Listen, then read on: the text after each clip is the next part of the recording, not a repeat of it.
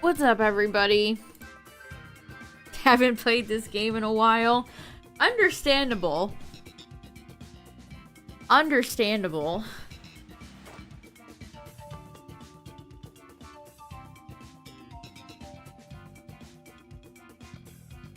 Randoms means I don't have any set target. Sometimes we do streams focused on one specific Pokemon. Let's see, who do I have saved? Lugia, Zygarde, and Solgaleo. I still need all three of those. The randoms just means no intentional target. Which I like randoms. I mean, hence the fact that I keep doing them.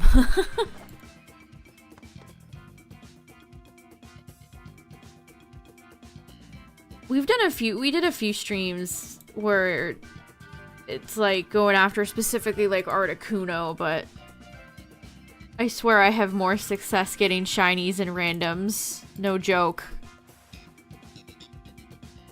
Yeah, let me get online in case anybody wants to join. It is always weird to go back to Sword and Shield. It is always just a bit weird to go back and play Sword and Shield.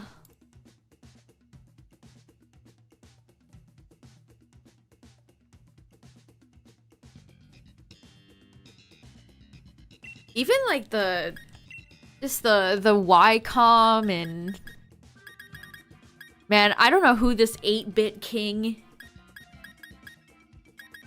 Oh wait, I think they host. I think they're one of the people that hosts raids. Pikachu.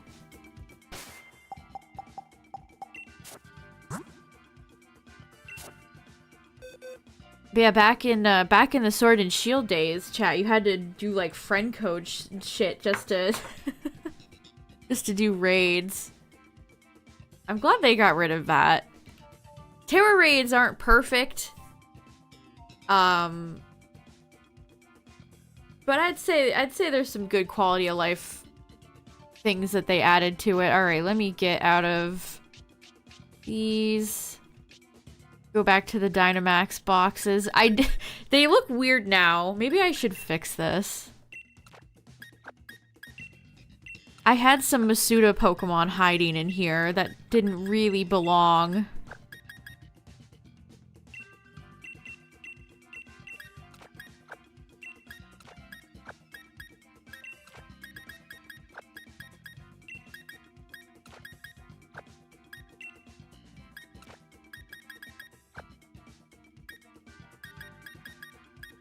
I guess I can move Moltres here.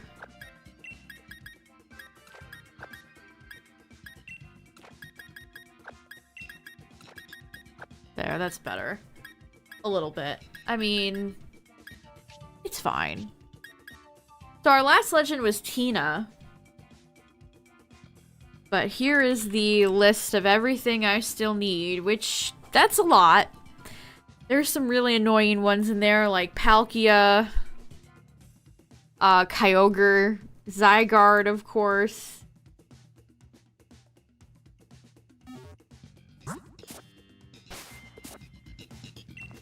This game just feels weird. After playing so much Scarlet and Violet, the way your character feels to move in this game is just, like, weird.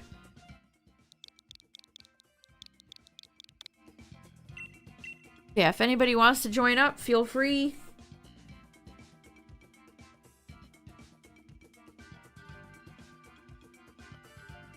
I'd like to get Tapu Koko. Like, Tapu Koko and Articuno would be really nice to get off the list. Still missing a good chunk of the Ultra Beasts. A lot of the Pokemon on my list just don't ever show up. If I'm sure many of you who have watched me do randoms, like, I swear, they just never want to show up. Rarely ever do we see Cure. Like, Reshiram never shows up. Solgaleo doesn't show up often. We rarely ever see Xurkitree. So randoms is just a wild ride. Because Lord shows up fairly often. Uxie and Azelf show up all the time. Oh, I never see the Lotties. Latios and Latios, who I need both. They just don't ever show up.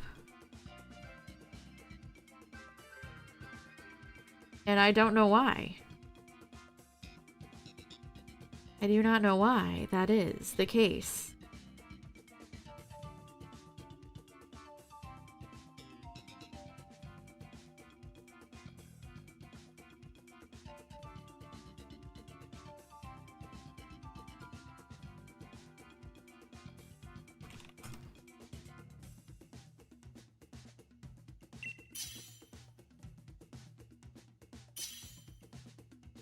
Except Buzzwole and Kyogre.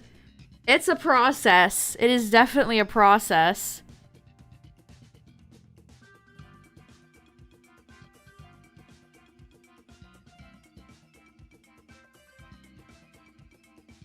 Yeah, what's up, everybody? I do not have Lugia. I have Ho-Oh, though. I have... Ho-Oh was actually... We joke about the rebrand, but I got Ho-Oh in 15. Ho-Oh was a bona fide friend of the stream. Rayquaza was so early. Lunala was really early. My longest hunt has been Xerneas. Some of the legendary beasts took a long time. Like Entei and Raikou, I think, were really long. Which, I guess that's... Well, it's not fine, but they're easy, so it's not a big deal. Alright, let's see. Our first Dynamax adventures of 2024, chat. Let's do it. Let's do it. It's nice when the target is easy. That it is! That it is. If it's water, it's gonna be a bad time, because it's either Palkia or Kyogre. That was... I swear I didn't know. This is real-time commentary. I swear I didn't know. You gotta be kidding me. Alright, well, Kyogre and Palkia are ringing in our first Dynamax adventures of 2024. Yippee!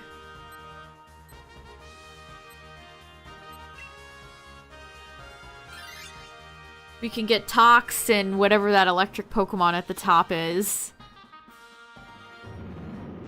Yeah, Zygarde is very tough. Ground is another type. Thankfully, I have Landorus and Groudon, who are both pretty miserable in their own right. Who's the toughest? I would say Zygarde is. Zygarde, Kyogre, Groudon can be really miserable. Palkia and Dialga can equally be pretty bad if you are doing randoms, because they have such great typing. Celesteela can be kind of tough.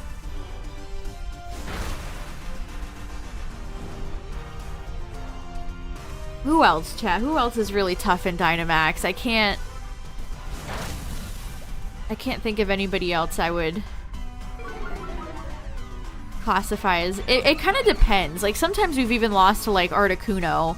Sometimes the Blizzard spread moves can really just send your team to the Shadow Realm. Sometimes you go into a boss, the boss legendary with one heart, and you just keel over and die.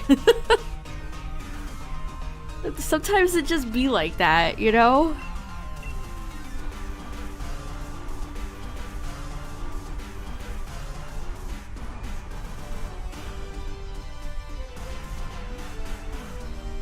And then on the opposite end, I would say the easiest Pokemon in Dynamax Adventures is definitely like Blacephalon. Blacephalon took forever, but it's such an easy Pokemon to fight. Like the amount of times we would go into Blacephalon and just destroy it in one turn. Yeah, Ultra Beast can snowball. Exactly. Sometimes if Steela goes for like Earthquake and gets 2 knockouts, it's essentially just over at that point.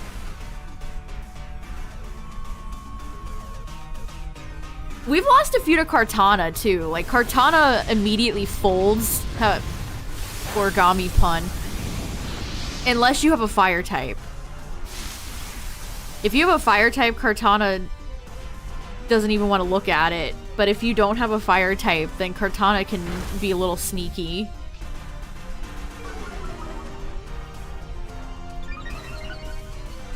Yeah, I haven't had to fight Pheromosa or Buzzwole for a while. I got both buggy boys from the Ultra Beasts shiny.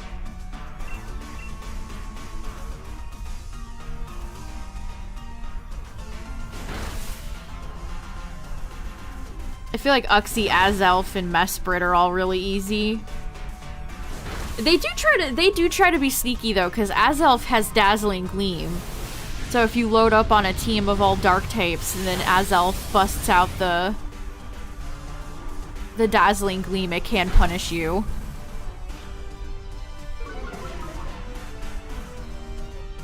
I want to get like Tapu Koko. I mean, obviously, you know, if we get down here and it's Kyogre, or it's either Kyogre or Palkia. I have every other water Pokemon. It can't be Suicune.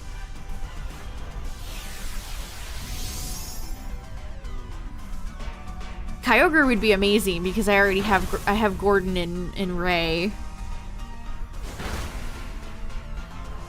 Such boring Pokemon.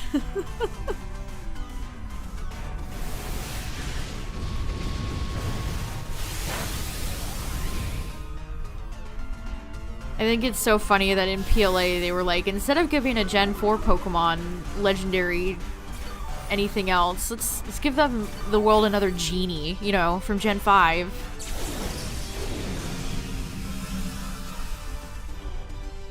It only counts what the leader has.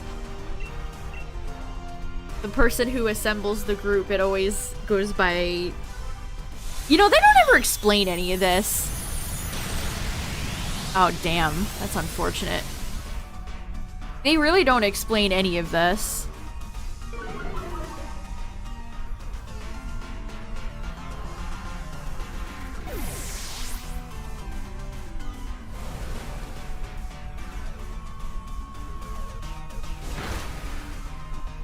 I'm gonna hold on to Palpitoad because we have Toxicity in front of us and then another electric type. I guess we'll just go Premier for Skarmory.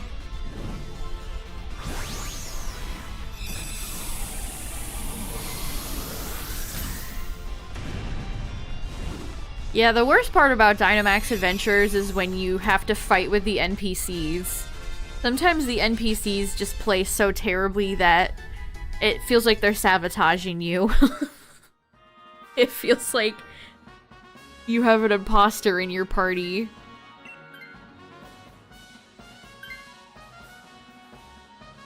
The NPCs in Dynamax are not programmed with any logic. So they'll just use moves that really don't make any sense. They'll do ability swapping that is actively, like, bad. That's another thing I think Scarlet and Violet improved greatly. People don't talk about how rancid the NPCs for both Dynamax Adventures and just regular raids are in Sword and Shield.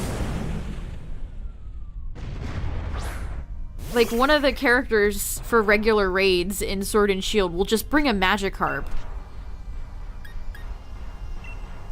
Or a Delmise with Slam.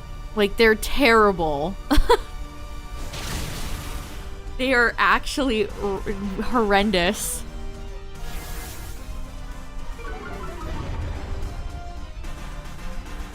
I would take Tox. I think Tox is a good pickup here. Solar Beam would be decent, but it's also a little bit slow, especially if you have Kyogre setting up the rain, then... Well, we need Marowak to get out of here, but you should never rely on NPCs to do what you want, because they won't. They won't. They actively conspire against you. Yeah, there's a girl with a Magikarp.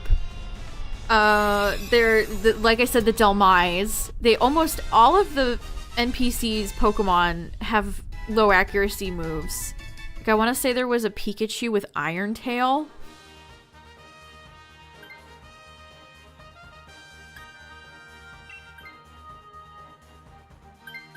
The Delmise with Slam. Like, the Magikarp does have Hydro Pump.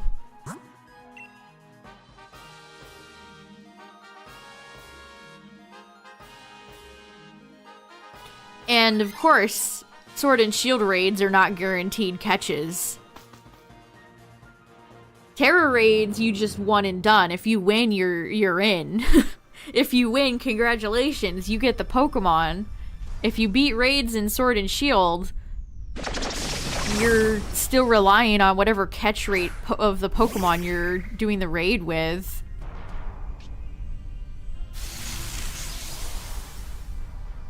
Yes, they definitely built the Pokemon in Terra raids, the NPC Pokemon, to be more helpful. Because they are quite bad in Sword and Shield. Like, actually really bad. Like, not only did they give the NPCs awful Pokemon, but they're not programmed with any sort of logic, so they just continually make really dumb moves.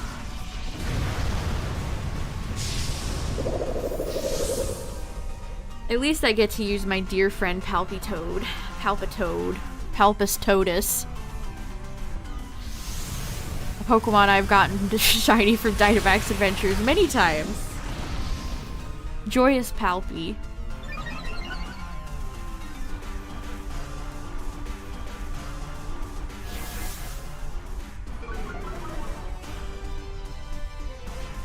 Does Palpitoad have arms? Do those count as arms? Does it really just have feet? Palpitoad's so weird. My day was okay. Also, I learned I love Pokemon because it's just such a big franchise. You're always learning shit. But I was disturbed by this, chat. I was actually disturbed by learning this. There's been like a viral tweet about some anime where they're opening bread and it kind of looks weird and not good. But somebody did fan art of it being Swinub. And then I read the detail that Weavile apparently attack and eat Mamoswine. I did not know this. The sword Pokedex for Weavile says, prey as large as Mamoswine easily fall to the teamwork of a group of Weavile. And then this one's even worse. This one was like... This one was, oh my god. They dwell in cold places. This Pokemon's main source of food in Alola is Vulpix and Sandshrew, which they carefully divide among their group. That's Weavile. My goodness. I would not have thought Vulpix would be food. Okay, it's Palkia. So you're saying there's a chance. I mean, we do have a Marowak on the team.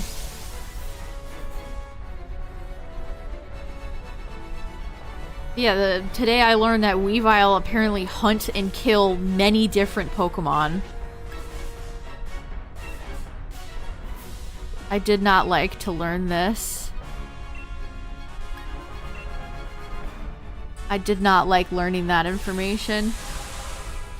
You would think Vulpix is a predator, like Vulpix is a fox. The unexplained Pokemon food chain. Why is that so sad? Why is Weavile like chopping up Sandshrew and Vulpix like kind of legitimately sad? I mean, I guess Mamoswine is just a big piggy. I mean, that's kind of sad too. Jeez. Who would have thought Weavile was such a violent menace? Yeah, didn't Sneasel steal eggs? The whole lion is brutal. Sandile hunts down Trapinch? Oh my goodness. So much Pokemon on Pokemon violence. How do they even crack sand? Like, I imagine Alolan Sandshrew has a hard... The Igloo is, you know, pretty sturdy. That's so sad. That's so sad. Just like my Pincurchin exploding. Rip to a real warrior. I mean, I knew about things like Corsola and Marini. Or... What's another one? There's a lot of actually famous Pokemon rivalries. Doesn't Dragonite hate Dragonite and Kingdra don't like each other. Tinkaton and Corviknight. I think Corviknight beefs with Skarmory, too. Corviknight has a few rivalries. It's only possible to the power of teamwork. True. Better together. Weavile strong. Together. Sarita and Quaquaval. Battle of the Divas. Almost done with the Indigo Disc Dex Galaxy. Nice. Do Grapplock and Golisopod have beef? I didn't know that one. Yeah, Durant and Heatmore. Ooh, Zangoose and Seviper. That's a good one. Yeah, Cress and Darkrai.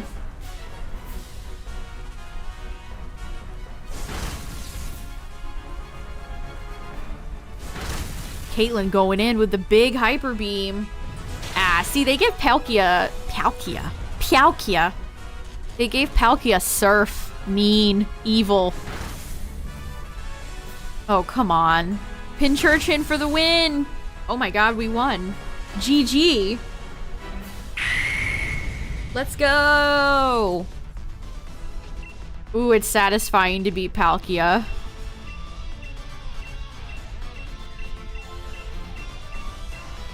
Do I not have any love balls? What the frick?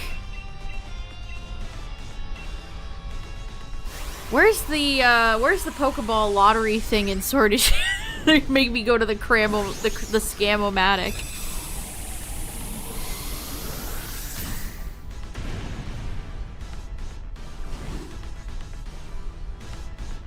Cram time? I think not. I'd probably have a better time having bots send me Pokemon with Moonballs or whatever attached.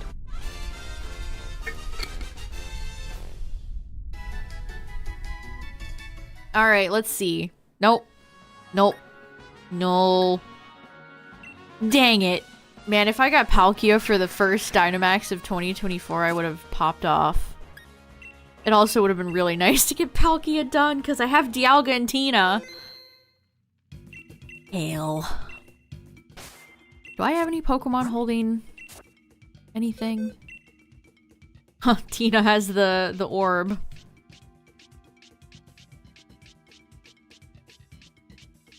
All the Petalils I haven't released. All the Everstones for the Masuda hunts. Dang, I got nothing. I got jack squat. They should have been available in this room, chat. Why is the only one you can get the Beast Ball? You should have been able to spend ore on Apricorn balls. Like, it's free real estate.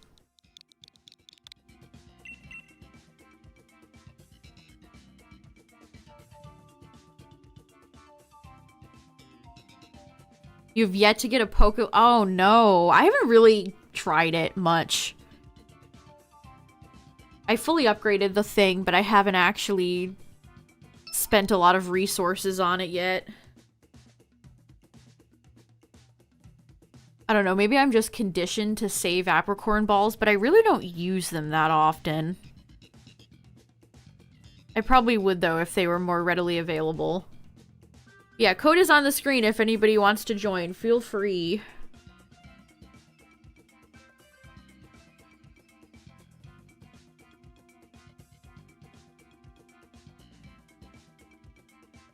Oh yeah, like Pinsir, all those bug Pokemon definitely have beef with each other.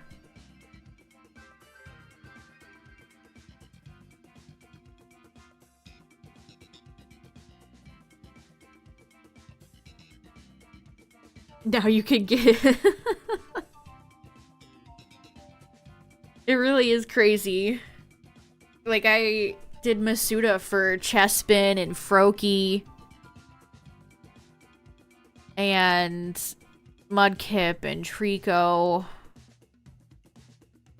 And then a lot of failed Masuda hunts, like Torchic, who I never got. Which took way more time than it takes to get the starters in Scarlet Violet now.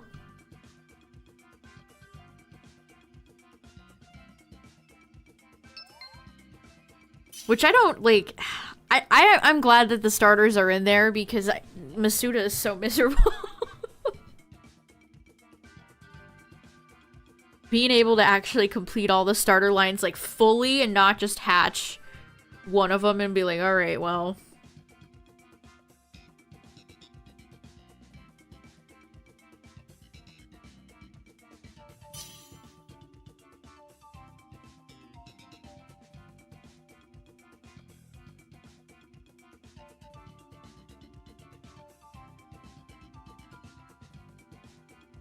I guess there's definitely a conversation to be had, though, about, like,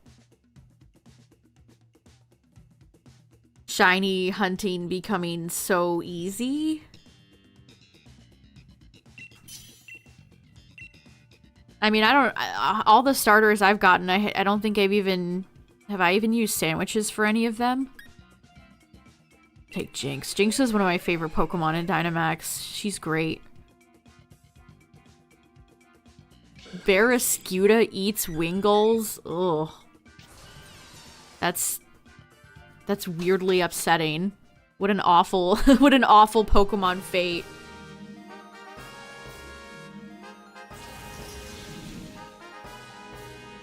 Shiny hunting being easy, reasonable, and accessible will always be a plus. That is true, yeah. I mean, there's a lot of ways you can look at it. Okay, who do we have here? We have a dragon. Well, this could be a whole bunch of things.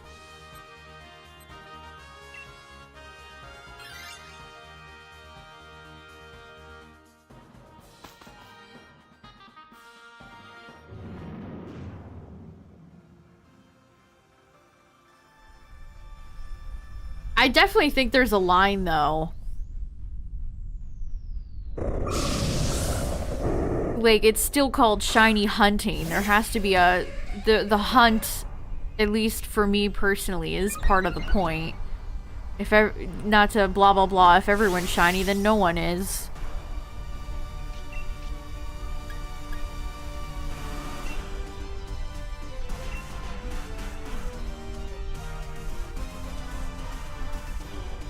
But I'm not one of those people that's like, oh, I got Trico shiny in Pokemon Emerald, therefore my pixels are better than your pixels. Which some shiny hunters legitimately are like that.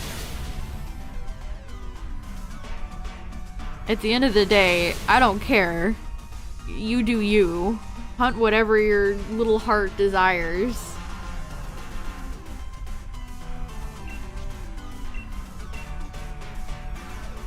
But I definitely think you're pretty goofy if you're like, well, actually, my Groudon from Pokemon Ruby is way cooler than your Groudon.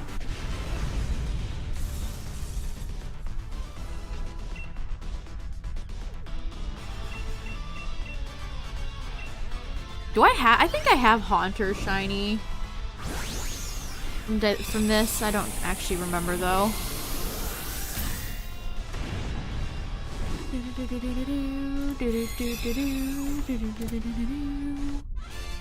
I love the weird pink aesthetics that Dynamax Adventures has. Like, it truly has just a unique vibe.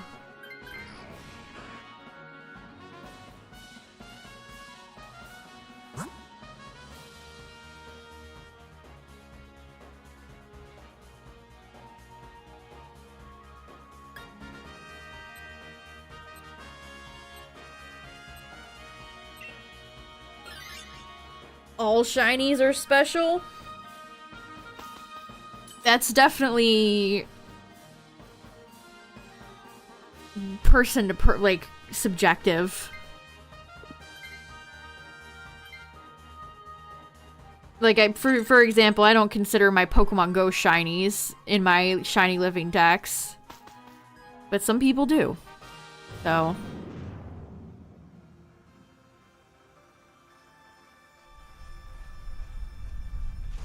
if I did, though, I would have about 500 more shinies I could add. Like, all you have to do for Pogo is play Community Day for like 5 minutes and boom.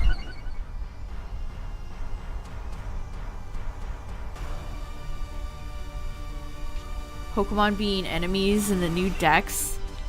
I mean, it makes sense because Pokemon are animals.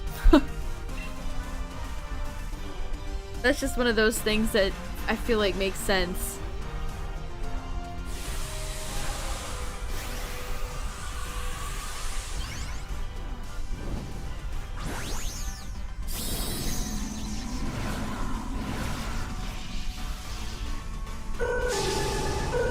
What I honestly think is more interesting is how Game Freak views shinies.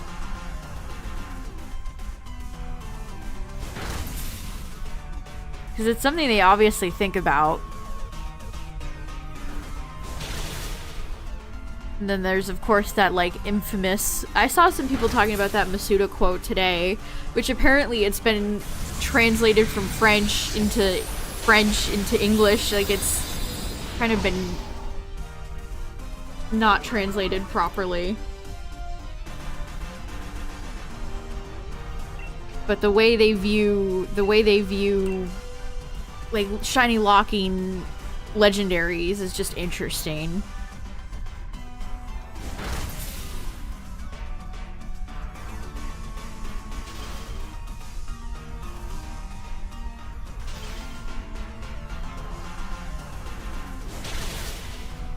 Like if I, you know, blah blah blah, if I was designing Nintendo hire this pooper, I would not have shiny locks on because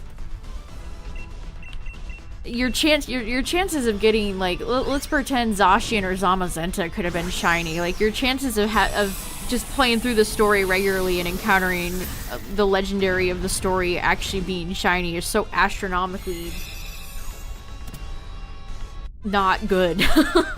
Like, it's one thing if you reset for it, you know, but if you're just playing through the story, then I really don't think it's a big deal. In fact, if you got a shiny in the story, it would probably become infinitely more memorable for you.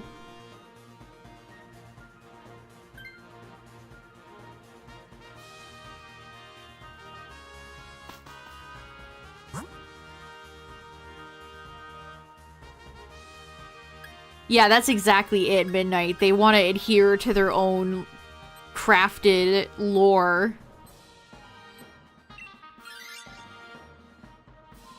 They don't want it to interfere with the story.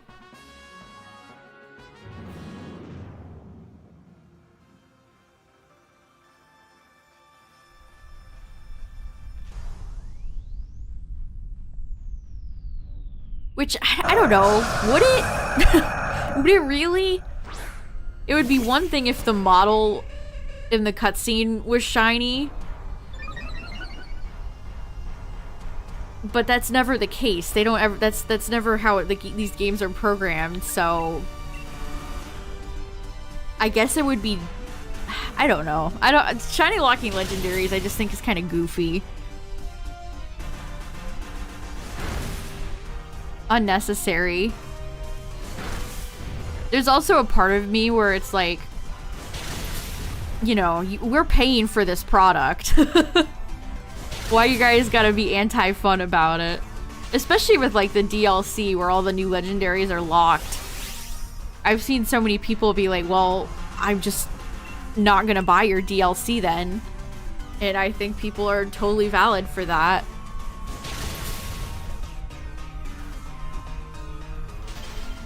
Yeah, locking returning legendaries, I think, is just... like, why? Story legendaries and old legendaries that you could get shiny in older games are different. Yeah, it's really just like, huh? Huh?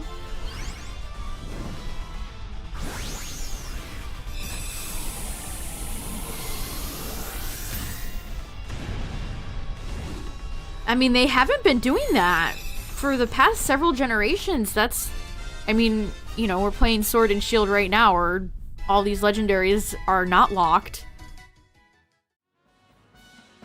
So it's just super weird that they were suddenly like, okay, well, we're locking all of these.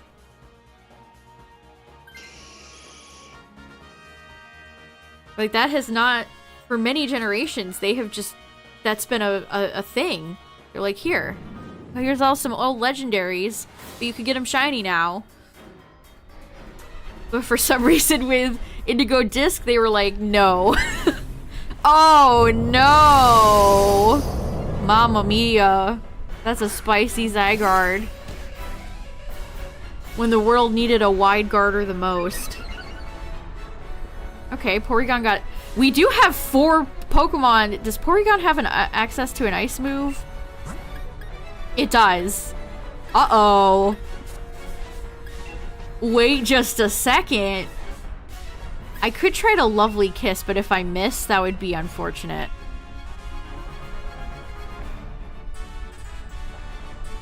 Yeah, go for it. What's up, top?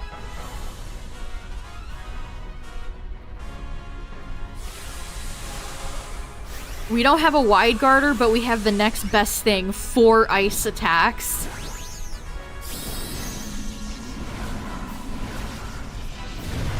Man, I miss Nidoking. Nidoking's so cool.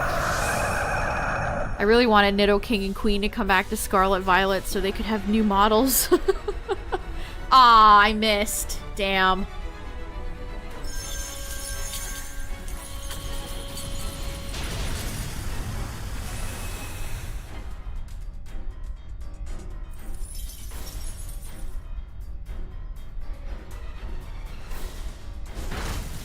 Oh my god, hang in there, Jinx. No, not the crit. The miss followed by the crit. You hate to see it.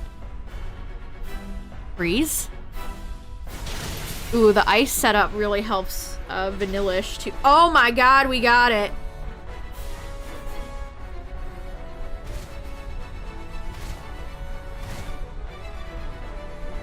Yeah, BDSP, the only thing BDSP didn't allow us to get shiny was Manaphy. 2 Gen 4 themed games in a row and Manaphy wasn't available shiny in either. So sad.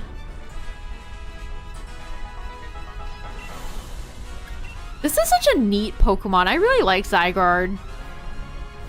I hope they give you a good story in the future, my friend.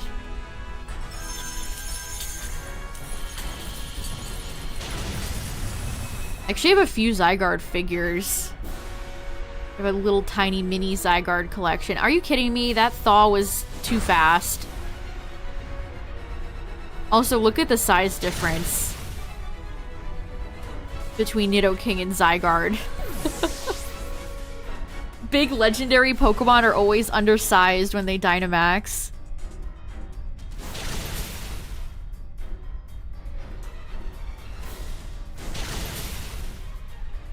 Wow. GG! Now that was beautiful. Oh my gosh, we've beaten Palkia and Zygarde tonight? What is going on? What is going on? That was an amazing team for Zygarde. That was the perfect team.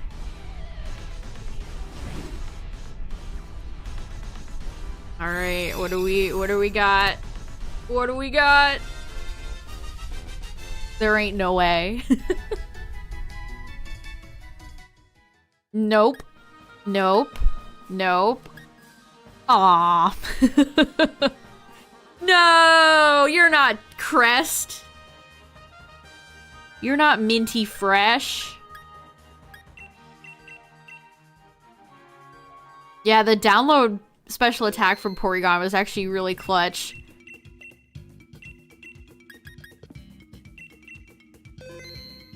Hey, well, I'll take those. Sometimes we've had Dynamax nights where we just constantly lose. So it's nice to win, even if there are no shinies, you know? It's always satisfying to beat Pokemon like Palkia and Zygarde, especially on randoms. Like, it's one thing if we know what's at the end of the tunnel and can plan for it, but on randoms, it can be tricky. Yeah, Zygarde's a good one to save, chat, absolutely.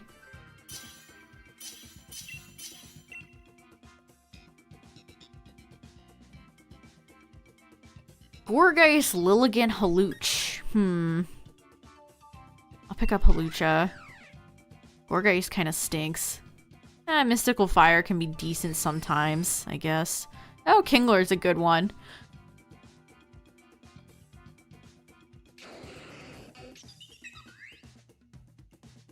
Yeah, Zygarde's one weakness is it does not like ice. Jinx didn't even really contribute anything in that match, which is funny because Jinx is one of the best counters to Zygarde, I feel like. Okay, Grim, Starmie. We got a Steel at the end here, so this could be Solgaleo, it could be Kartana.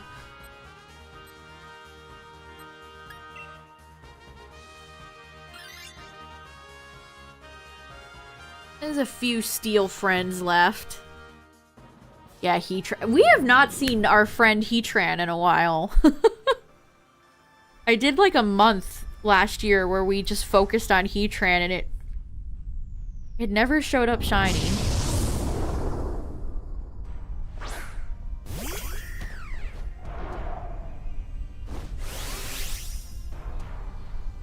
Legs the Pokemon.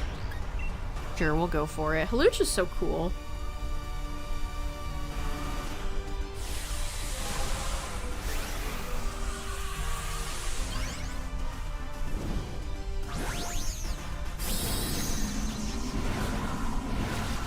G-Max Grimmsnarl looks like a sleep paralysis demon. It always reminds me of like Bayonetta, because Bayonetta is all leg.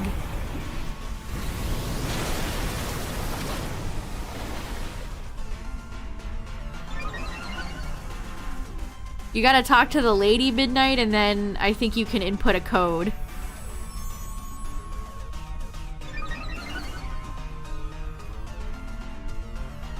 I don't know, that's...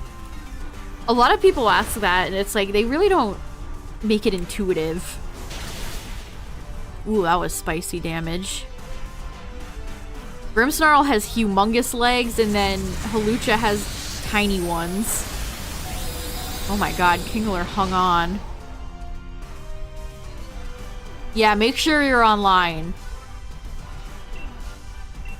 The amount of times I've done I've tried to do something like a trade or a raid and I realized I wasn't online.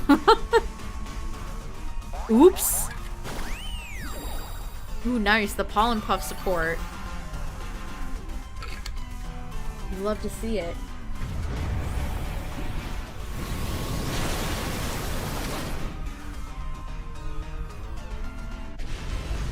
Thankfully, Dynamax Adventures doesn't need friend codes, unlike regular raids in this game. Why did they do that? It's so... Ugh. They had the code system. Why'd they need to add an extra unnecessary step?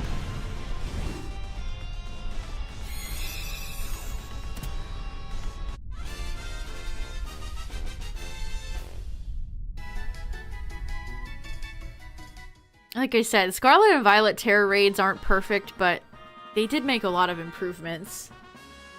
Which makes it all the more sad that we never got like a Terrastalize Adventures. I think with some tweaks that could have worked.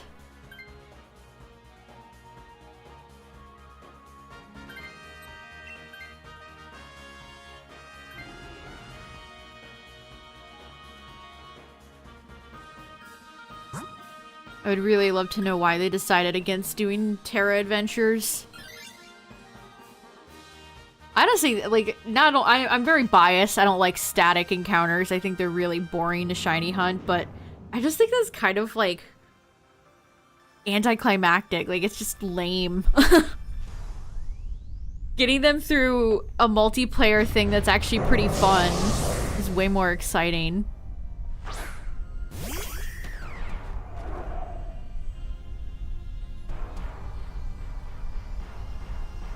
I mean, Dynamax Adventures is the best multiplayer thing that Pokemon has ever done.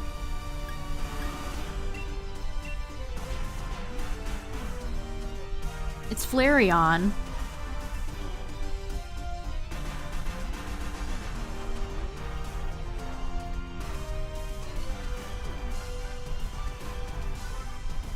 I know people think, like, Glaceon and Leafeon have the worst shinies. I think Flareon has the worst evolution shiny. Sorry, Flareon.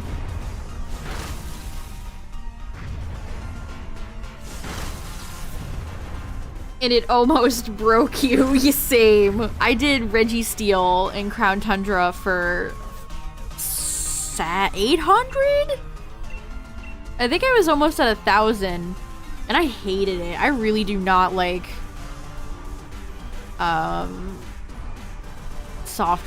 resetting in front of a legendary. And that way Dynamax save me, Dynamax Adventures. If it wasn't for Dynamax, I wouldn't have, like, barely any shiny legendaries. My god, that did so much damage.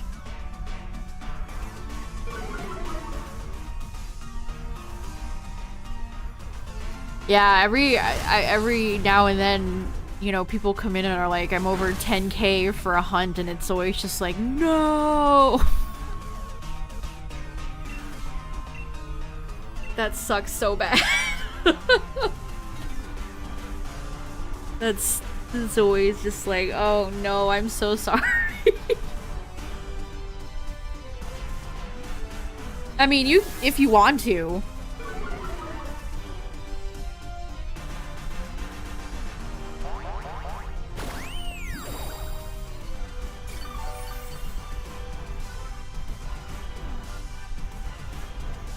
I don't have any, like, rule that you can only do 3 Dynamax adventures.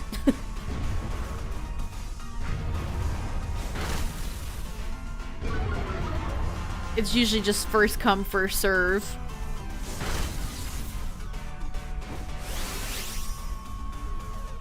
It's always weird to see the Team Flare stuff on my character.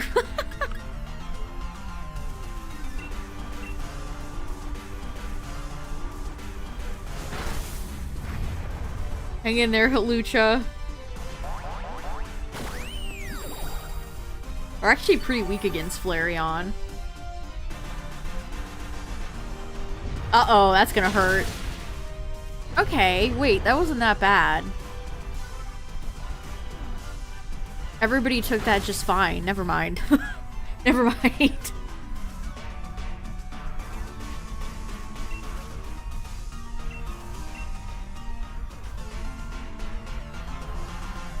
Never mind then.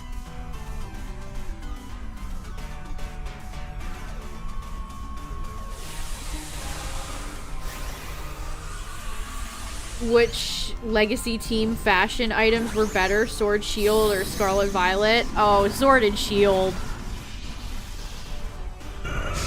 I've never been more disappointed in my life than when I went to get the Team Aqua and Magma Health thing, only to realize it was the lame submarine helmet that I don't even remember from Oraz. I was hoping for, like, an Aqua Magma, like, hood. Like all their grunts wear. That was a scam, you're right. That was a scam. And it's really expensive and annoying to both unlock and then buy. Yeah, I think Sword and Shield did that better, honestly. Even, like, messed up the ball guy helmet. Even that, I feel like, could have been better.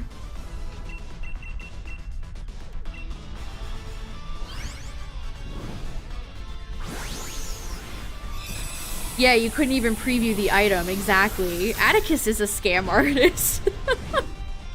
Atticus is the biggest Pokemon scam artist going since that kid in with the Cramomatic.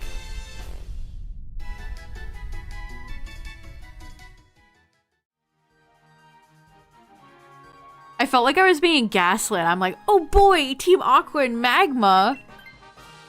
I'm so excited. I love them. And then I get the item and it's some it's some helmet that, like, what? Why? Why? That hurt me.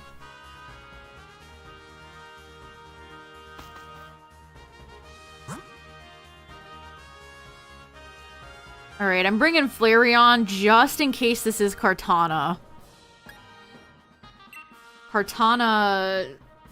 Having a fire type for Kartana is always really good.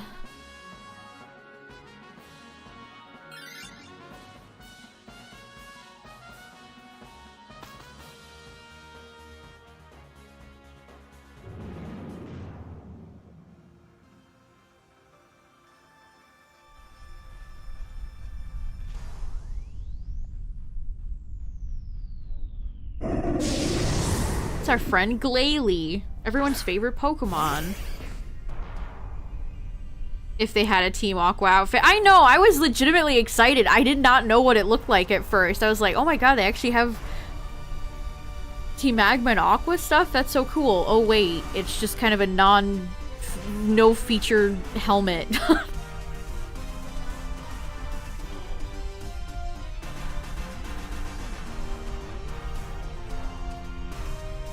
Oh no, the disconnects.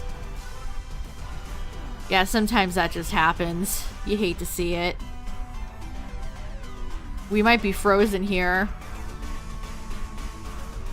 Zoinks.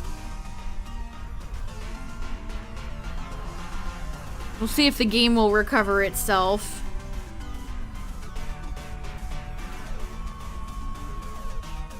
It was Solgaleo. We might be cooked here, chat. Sometimes this just happens and there's no real explanation why. I know this happened with Azumarill once where we just sat here for like 10 minutes and the game never loaded. Sometimes where that glitch happens where two people take the same Pokemon, the game recovers and it's fine, and then sometimes it just shits the bed. Boo! Get me back in the game!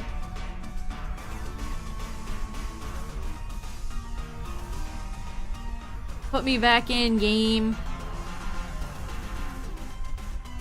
This sucks too because I'm just like frozen. Like, what if one of the Pokemon we just fought was shiny? Not that I need Flareon, but...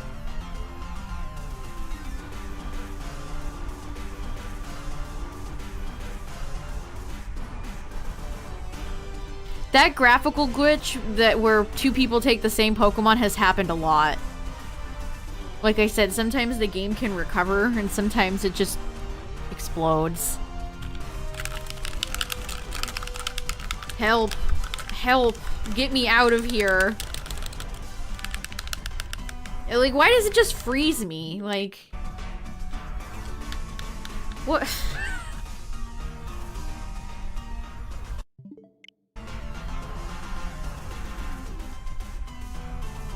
We just have to look at Flareon's fluffy tail forever.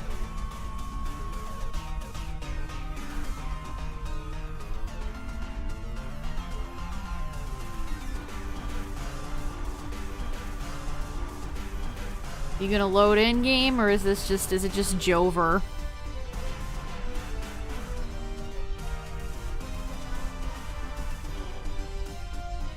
Unfortunately, there's a lot of issues. Like, sometimes I know a lot of you guys have been like, I'm looking for the Dynamax. Like, some people can't get in.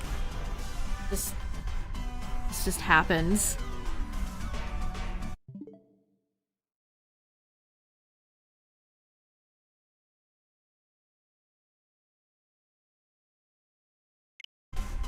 Yeah, I wanted to like boot me out of here. She's gonna yell at me, too. That Janet's gonna yell at me as if this is my fault. He's gonna be like, how dare you leave your teammates? 2 trainers ended up with Cram? That's incredible.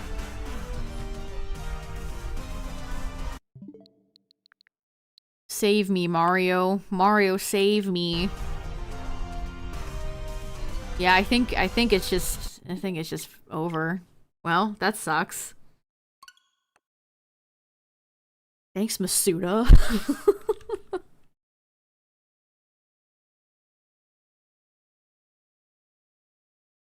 Da da da da da da. Watch this, watch this. Oh, you quit your last Dynamax adventure without finishing it, didn't you? I love how the game says that to you, even if the internet, like, explodes and it's nobody's fault. Okay. Okay, Janet. Okay.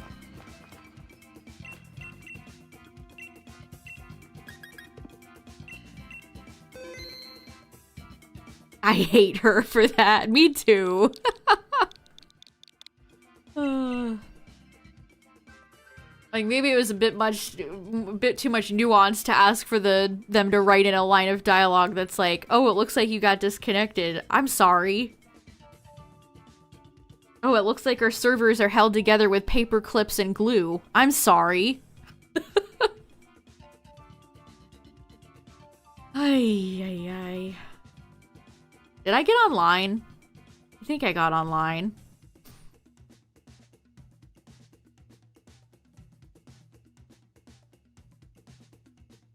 Dang, and did everybody lose? That sucks. At least y'all got to go on. The game said you shall not pass.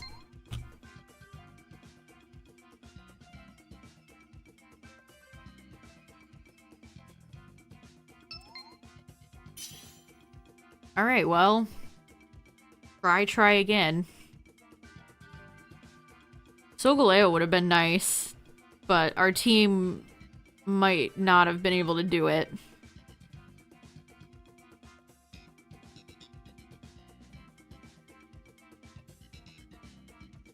I'm just always conditioned to think it's Kartana, because Kartana always shows up.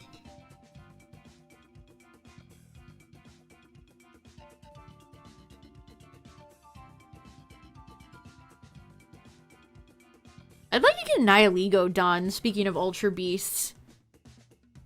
Get my gold jelly. What's the best shiny Ultra Beast, chat? I know a lot of people hate on shiny Buzzwole, but I kind of like it. I'm not saying it's my favorite, but I feel the need to defend Buzzwole. Alright, one more slot if anybody's interested. What's up, Silver? Guzzlord has the best shiny. Guzzlord again. Yeah, Buzzwole reminds me of Bane, exactly, Enzo. It reminds me of Bane. He's got, like, venom. He's got the Bane juice. Nihilego. I don't know if this is a hot take, but I don't think any of the... Well, maybe, like, Xurkitree is kind of boring. I kind of like all the shiny Ultra Beasts.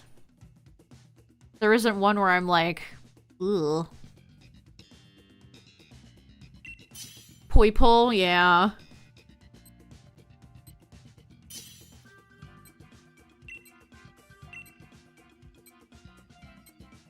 Pheromosa's is really nice. Oh shoot, we're gonna have the salty Solgaleo run back. Because the game punishes you if you leave. Alright, we know this is gonna be Solgaleo, I guess. Welcome back. Silver with the 8 months! Silver 317F, Silver Whoops, that's the wrong 317F. 1, 2, 3, 4, 5, 6, 7, 8. Thank you. Welcome back. I like Kartana shiny too. Deja vu, I have been in this place before.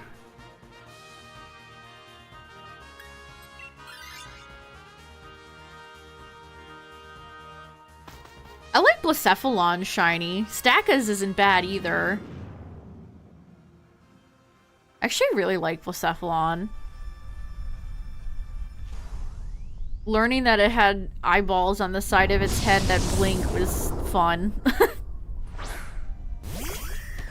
It's just a weird, like, clown, firework, explodey kind of guy. Blacephalon is a satisfying name to say.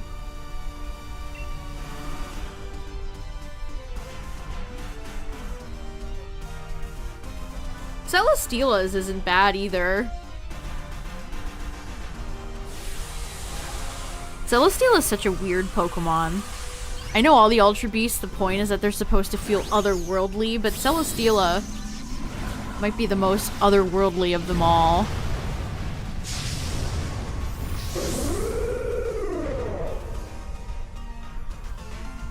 I think Pokemon Go has not really had any fun marketing. I did enjoy their Ultra Beast stuff. When they started introducing the Ultra Beast, they had like found footage marketing. That was actually really fun. I'll give John Hankey that. I feel like besides that, Pogo's marketing has been like non-existent, but that was fun.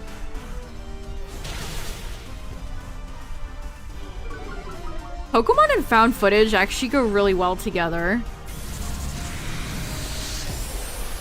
You'd probably think of more like ghost types, but the way they did it with the Ultra Beasts actually was really neat.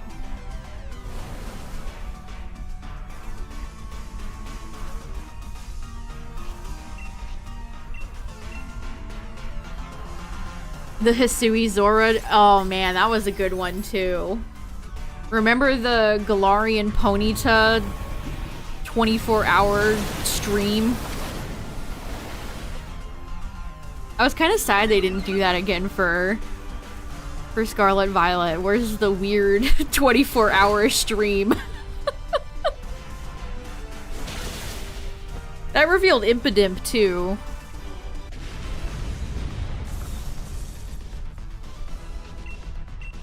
I don't know, I thought that was fun. I like when they get kind of weird with it.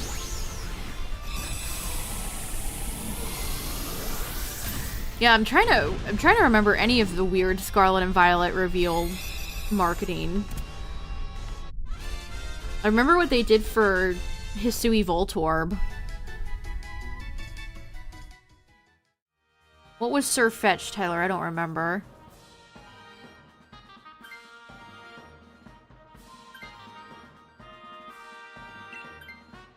Yeah, gimme the Gimme Ghoul stuff. The Gimme Ghoul stuff was that one of those instances where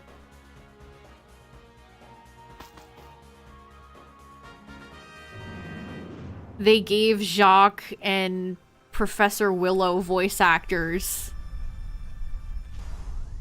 There were a few trailers for Scarlet and Violet where I feel like it was almost confusing because they had so much voice acting and then there's no voice acting in the games. What's up, Justin?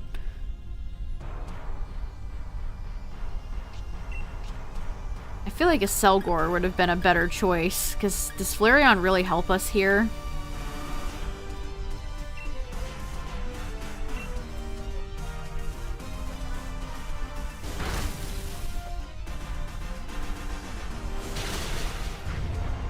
I don't remember that, Tyler. Why don't I remember that? They had that Iono trailer too that had voice acting in it. They had like 3 different trailers that had voice acting that I saw people were confused about.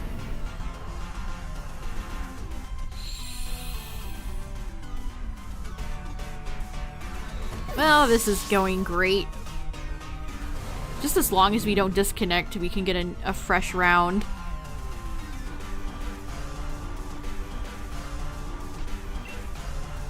Oh yeah, the Grievard video. That was fun. I did like the Grievard video. one of the trailers had Clavel voice acting? Yes! I swear there was like 3 or 4 trailers that had voice acting in them. Which is a fascinating choice for a game that has no voice acting.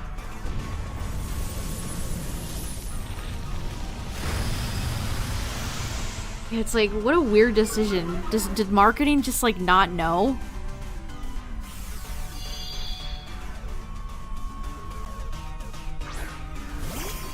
Like, why would you even like mention or have the implication of voice acting? Yeah, I agree. It does feel kind of misleading and scummy, right?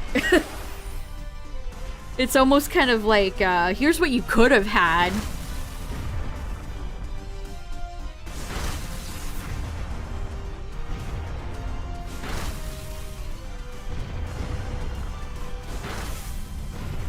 I know we talk about the voice acting thing a lot, but first of all, I think it's inevitable.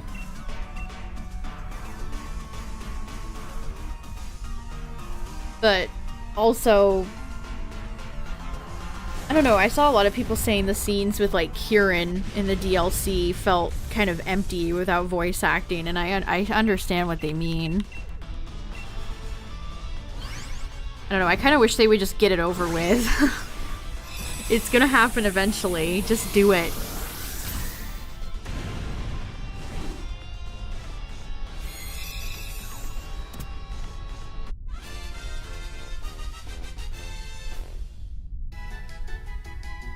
I mean, they very clearly took inspiration from, like, Breath of the Wild, and if Zelda can have voice acting, you know. Exactly. The games are becoming more and more dialogue heavy. They obviously want to focus more on story. They want to be open world and modern like every other video game.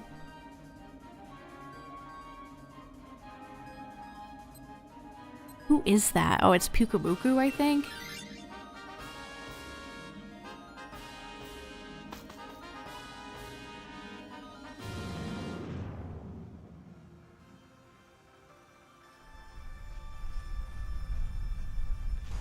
I mean, that's what a lot of video games want to do these days. They want to be cinematic.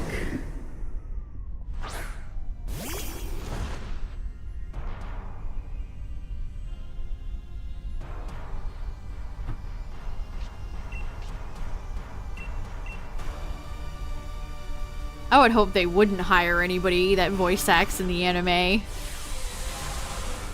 I would want that to be completely separate.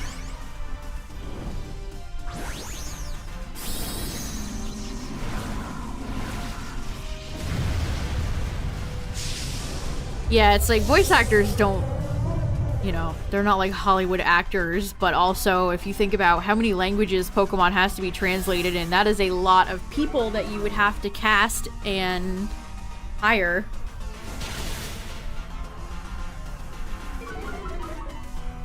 Pokemon English voice acting has never been your favorite. I don't like a lot of modern Pokemon voice acting. Like, I never liked Veronica Taylor's replacement as Ash.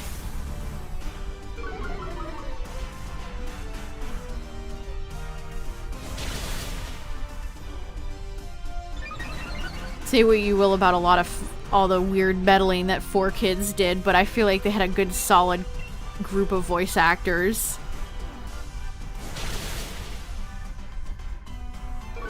And then everything after just felt not as solid.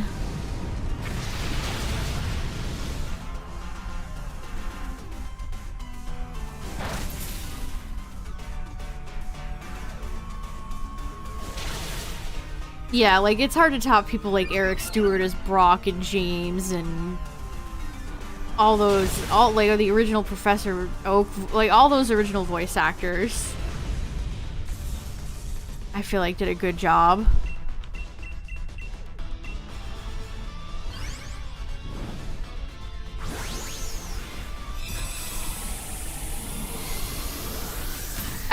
I don't know how to put it into, like, words.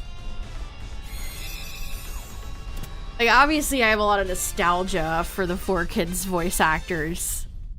That definitely contributes into why I like them, but at the same time, I feel like there's just something about modern Pokemon, like, dub voice acting, where it just sounds cheap?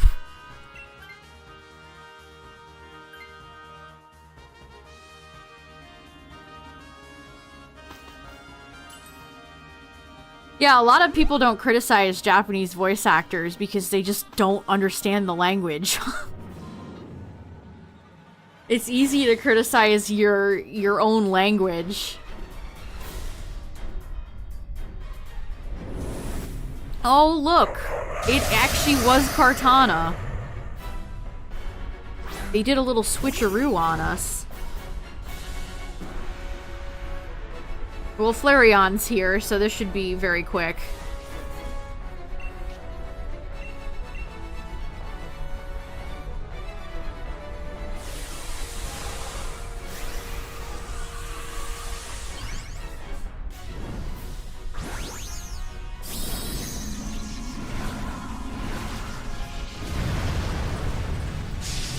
The Pokemon Concierge dub was pretty good, I feel like.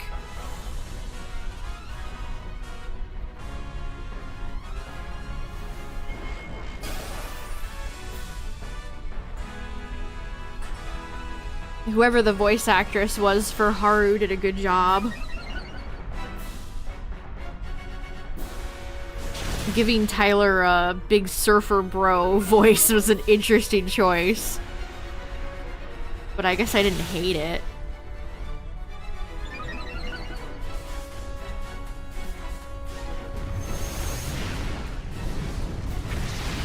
And see you later, Kartana. GG.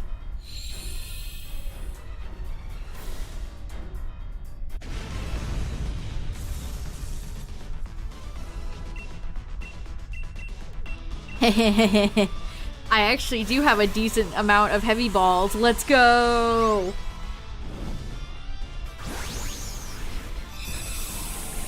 How ironic.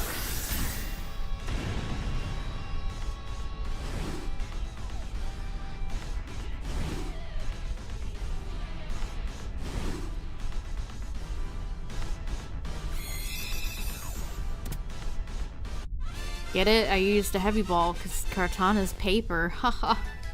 Hilarious. Anyway, shiny? No. No. No. Oh. Kartana, why? Tell me why.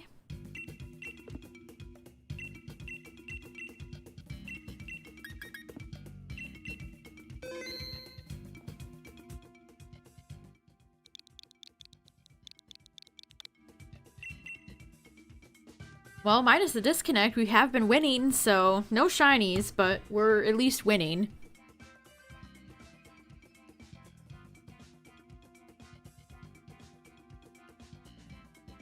You get your Pokeballs back if you don't take the Pokemon? I don't think so. No. That would be nice, though. that would be nice. I wish that was the case, but I don't think so. I mean, I could turn my game off and save that heavy ball, but I don't care. I mean, I care a little bit, but I don't care that much.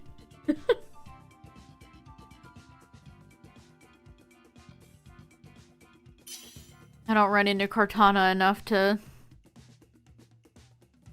feel like I'm just always wasting resources.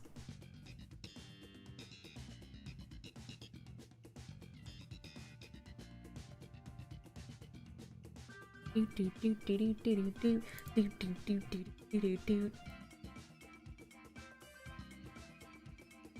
can't get over Weavile eating Mamoswine, Vulpix, and Sandshrew, chat. That's that's so upsetting.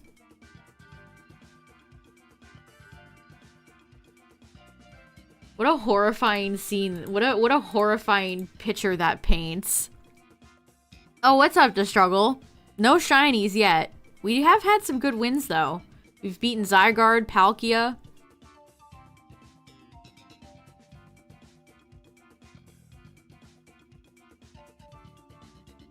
Yeah, I've learned some dark Weavile lore. Their sword Pokedex says that they attack in packs. Prey as large as Mamoswine easily fall to their teamwork.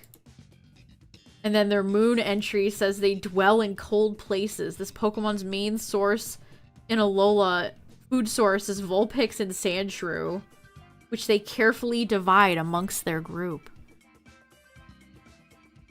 My god. Like, imagine you're hiking in the cold mountains and you just come upon just blood all over the snow. The snow is red and you just see a bunch of Weavile eating a Mamoswine and they all look up at you. I bet Weavile would have that reflective lens in their eyes too, like cats, so it'd be even scarier. Oh no, it's Sneasel! I have to. Only to reveal my dear friend Relicanth. Yeah, let's go, Arthur.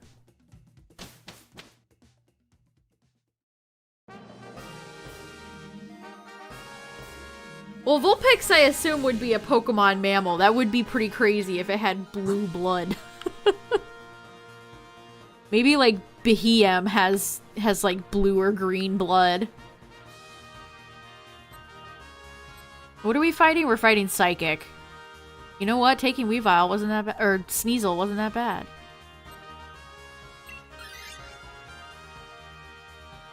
Yeah, like, their eyes would totally have that reflective lens or the anime flash.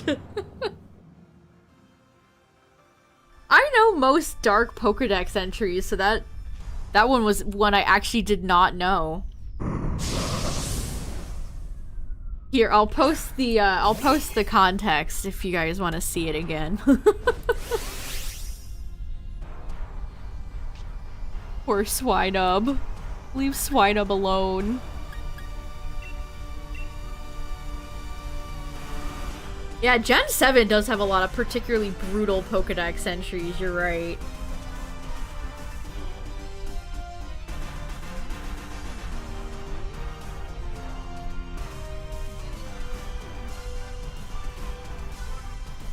I'd love to see you know, Tyler, I'm gonna counter with your offer for Let's Go. I'd love to see you play through Sun and Moon.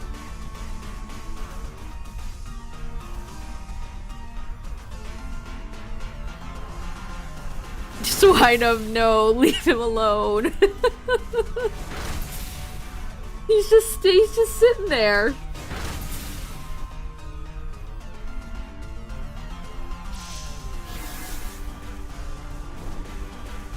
I feel like Weavile would smartly avoid like Ninetales, especially since they're fairy.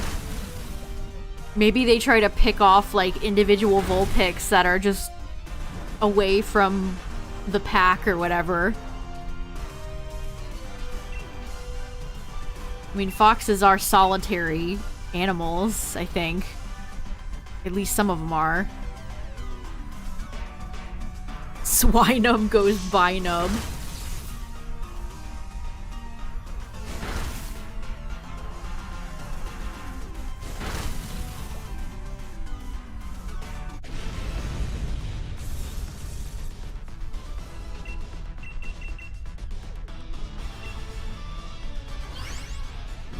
What do we think Swinub tastes like? Cold ham. Just like pork, but very cold. That was the name of my Mamoswine when I first played through Heart Gold on the channel. Cold ham.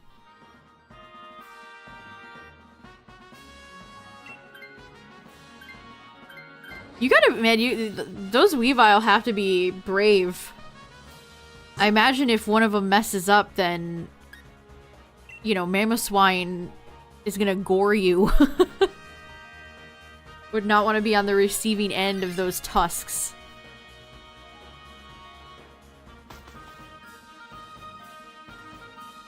The stripes taste like deli meat. Super gamey. Ugh.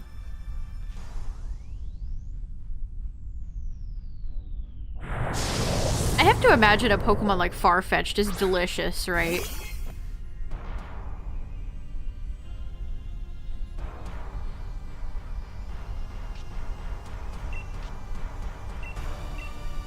What's up, Train? Or like Togepi, although the thought of eating a Togepi is upsetting. I mean, the thought of eating Farfetch'd is also upsetting. I did always love that about Farfetch'd, though. Like, the fact that it's so rare is because it was almost hunted to extinction. Like, that's just... Not only is that a great reflection of, like, real animals, but it's also just fun lore. Good world building.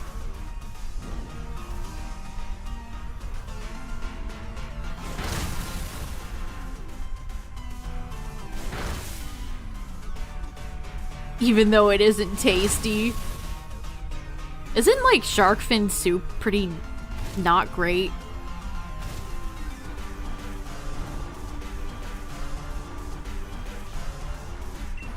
Which, that's nothing you really ever gonna find in the US anyway. Thank goodness.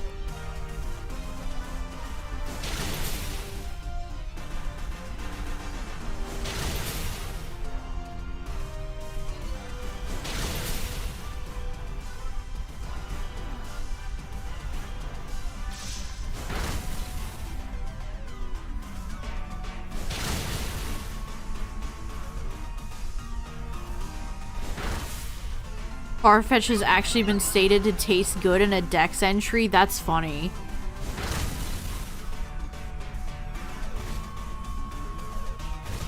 Yeah, how would a Pokemon like Doduo taste versus Farfetch'd or Pidgeot or Fearow? I guess people don't often eat things like sparrows or like crows. But in the Pokemon world, those are big animals. Those are big Pokemon. Like, Pidgeot has... That would be a lot of meat. What does Porygon taste like? Porygon would probably taste like plastic.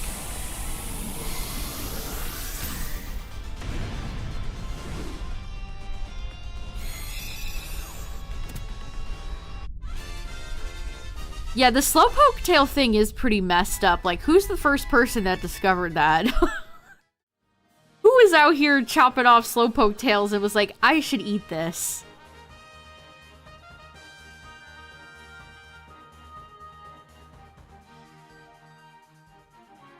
Welcome back. Hey, Speedy Snorlax How for we the doing 17 tonight? months. Thank you, thank you. 1, 2, 3, 4, 5, 6, 7, 8, 9, 10, 11, 12, 13, 14, 15, 16, 17. Thank you, thank you. Welcome back.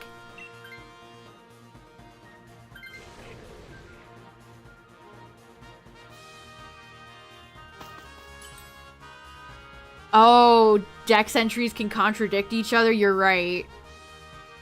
Legends Arceus says Ninetales guides virtuous people down the mountain, while Ultra Sun says it just wants them to fall off. That's funny. I guess maybe if you're not virtuous, Ninetales just wants you off. You better just perish. If you don't pass Ninetales' vibe check, it can and will knock you off the mountain.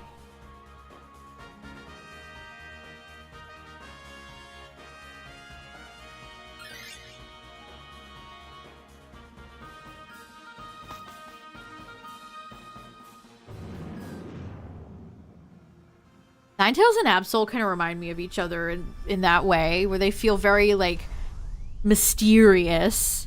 Absol bringing natural disasters has always been really neat. Like, what a cool ass Pokemon. That's just so cool. And then they used Absol in, like, the Mystery Dungeon games, which is always fun.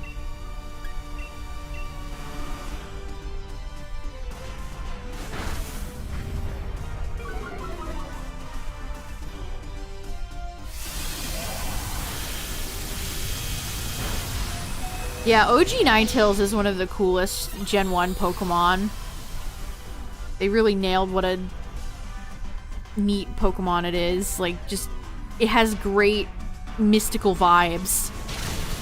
I honestly think Ninetales would have been more appropriate to have a ghost fire form.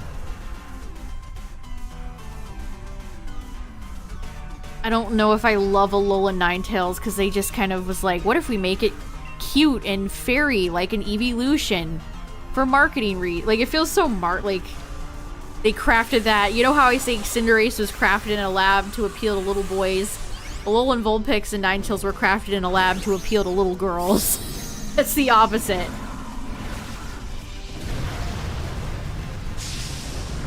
Which, there's a boatload of Alolan Ninetales and Vulpix merchandise, so I think that's true.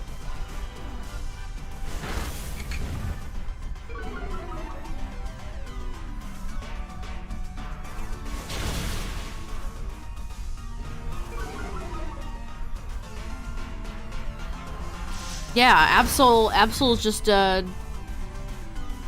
trying to help out, you know?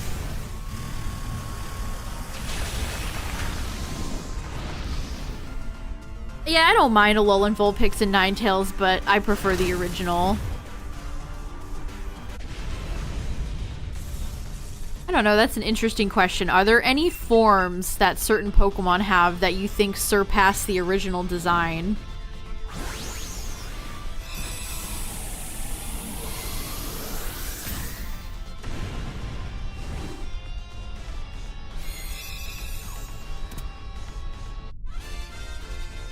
Oh, Alolan Raichu. Oh yeah, don't you not like Raichu, Justin?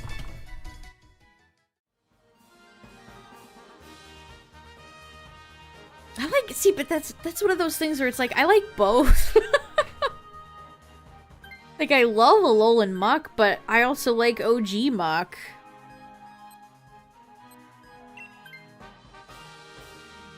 Growlithe, Zigzagoon. I could see an argument for Galarian Zigzagoon, I guess. I definitely prefer OG Growlithe.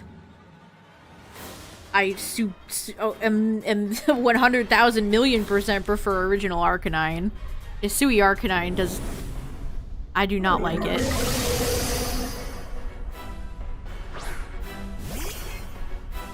I think Raichu is okay at best. Man, I can't believe you guys don't love Raichu. It's wild.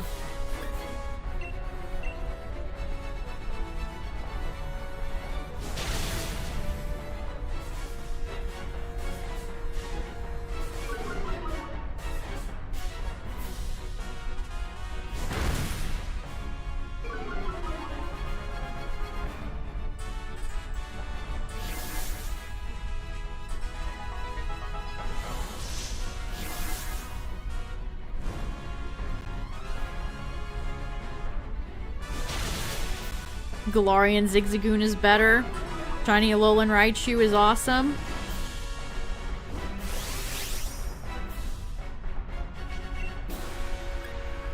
I don't want to Dynamax and then immediately explode. Sneasel's very fragile.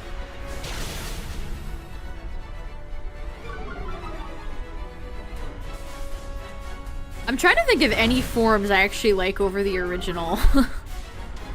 Like, there's a lot that I like. Like, Alolan Executor is kind of fun, but do I prefer it over a regular Executor? No.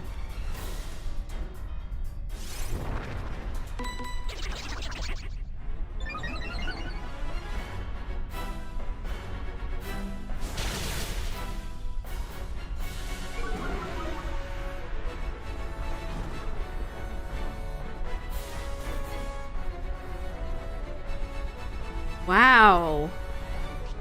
Nobody likes Raichu. That's wild. I think Raichu's great.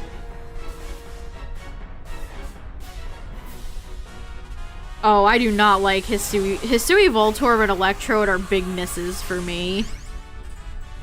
Electrode and Voltorb are so much fun as, like, mimics.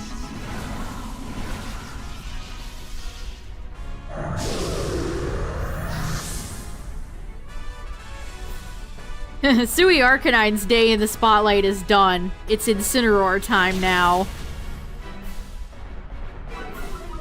That thing's usage is gonna plummet now because of Incin.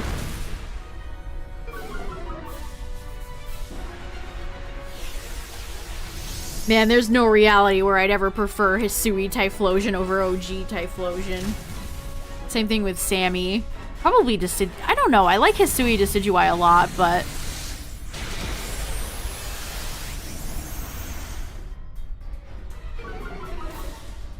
I understand why people like Hisui Zoroark over the original.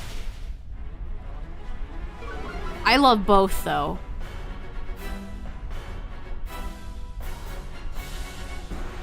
I don't know, does anybody prefer Hisui Braviary over regular Braviary? Nobody's talked about, like, Lilligant, Braviary, Avalugg. Where are my Avalovers at? Where's the Avalovers at?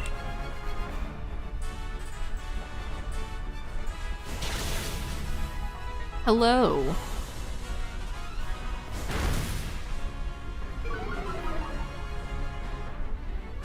Here's one, chat. What about the Galarian birds? Moltres, Zapdos, Articuno. Any of you prefer the Galarian versions over the originals?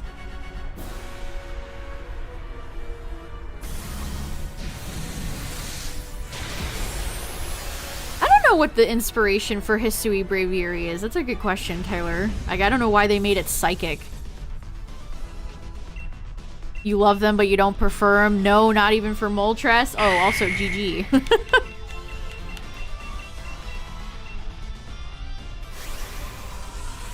Love each Articuno equally. Galarian over Kanto.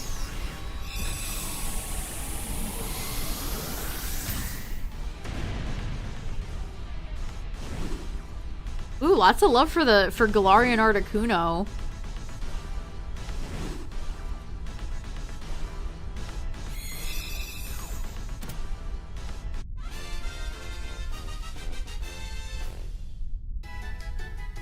Alright, shiny?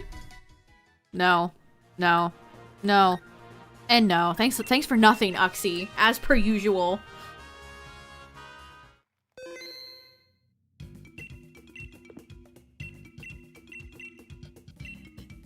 Sword and Shield question mark? Hey, can't get these legendary shiny in the DLC in Scarlet Violet. Now can you? Dynamax Adventures reign supreme. Oh yeah, Toad's Cruel and Tentacruel. Oh, see, that's just another case where it's like, I really like both. Does anybody prefer Wiglet to Diglett?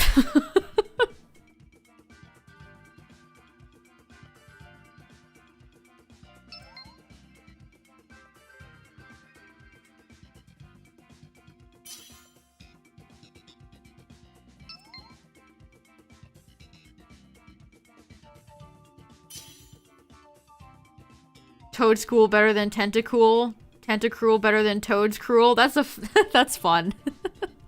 Yeah, does anybody like Galarian Weezing more than original Weezing?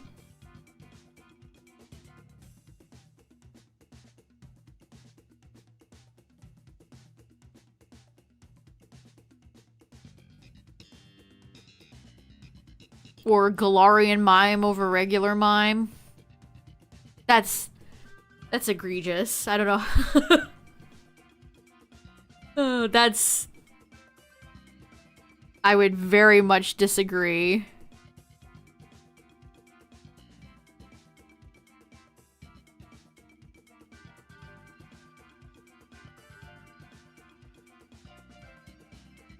Yeah, it's a real shame that they're all locked, isn't it? Darumaka. I don't know if I love Galarian Darmanitan and Darumaka. They're okay, I guess.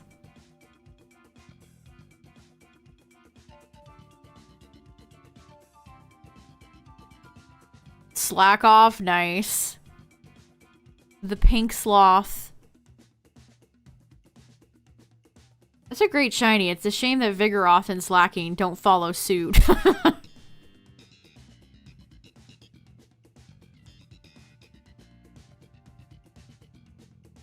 I disagree. I much prefer OG Farfetch'd to Galar. I don't like Galarian Farfetch'd, honestly. Surfetch'd is neat. I like Sirfetch'd, but Galarian Farfetch'd I think is kind of a weak Pokemon.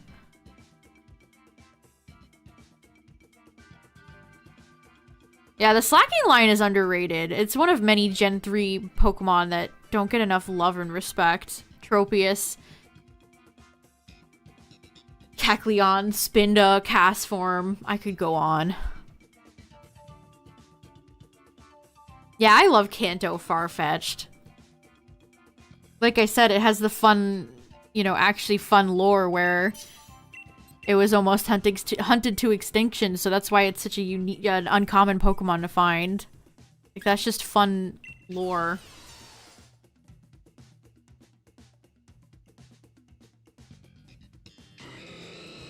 I miss Castform. There's a lot of those Gen 3 Pokemon that I wish were in Scarlet Violet. Castform, Spinda, Kecleon. I'm sad Castform never got a Sandstorm. A Sand form. A Dark type! This has to be Guzzlord. Alright, chat, we got the Guzman. This has to be Guzzlord. Because I have Evital.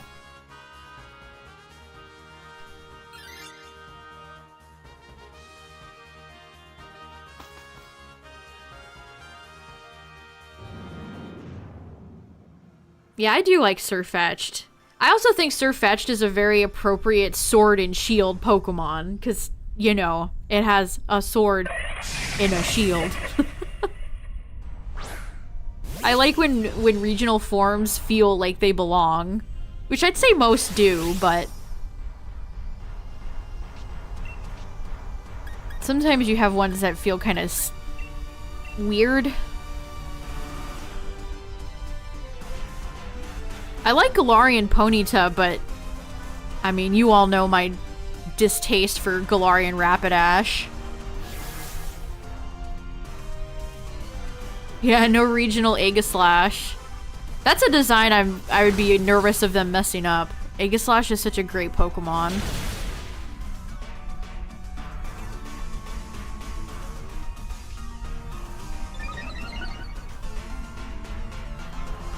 I just don't like what they did with Rapidash. I wanted it to be... They just made Rapidash but gave it ugly eyes. Why didn't they make it like a Pegasus or do anything with it? It's literally like a fairy tale and they didn't go all the way and make it an alicorn. An alicorn. Favorite starter shiny? I'm probably biased, but for Alligator. There's a lot of good ones, though. I like shiny Primarina.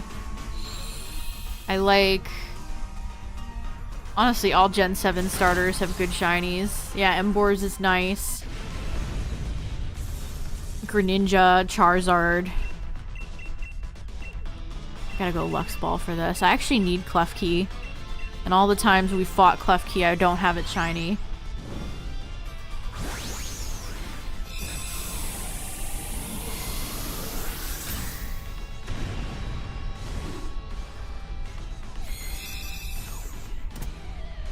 Oh, Delphox. Maybe a bit of recency bias on there, but Delphox has a great shiny.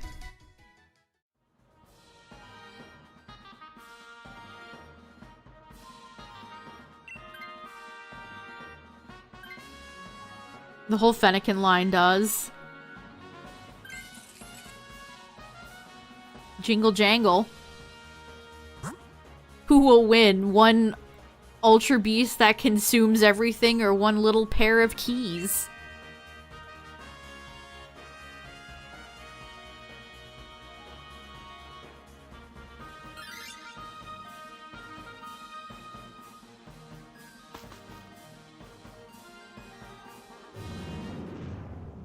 Well, thanks for raiding. Good night.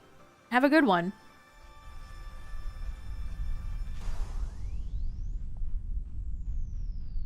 Do you prefer the old style of shinies where the Pokemon's color would entirely change even if it's subtle, or some modern shinies where some parts are untouched? Ooh, that is a good question. It really depends. That is an actually tough question. I don't mind some of the modern subtle shinies. I know that's probably a hot take.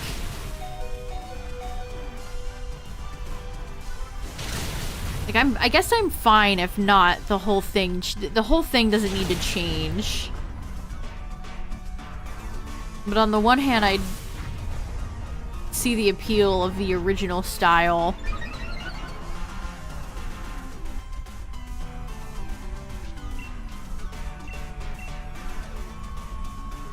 Man, I wish Auroras was sized properly in this game. In no way, in no universe should Auroras be around the same size as Blaziken.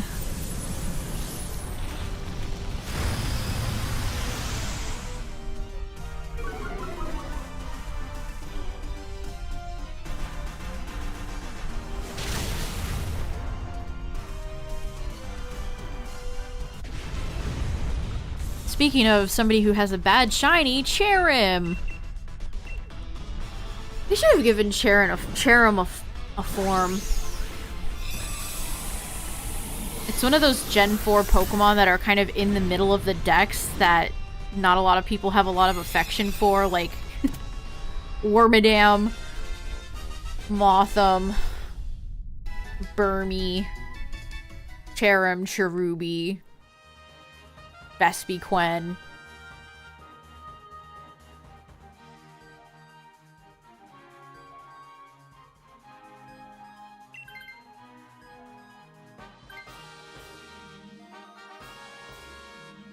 Certain parts are unchanged, it feels underwhelming.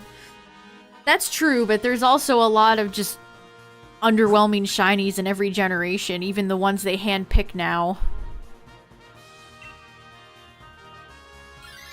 Like, I see a post about how people despise Ceruledge and Armarouge's shinies on Twitter every day. People really took that one personally.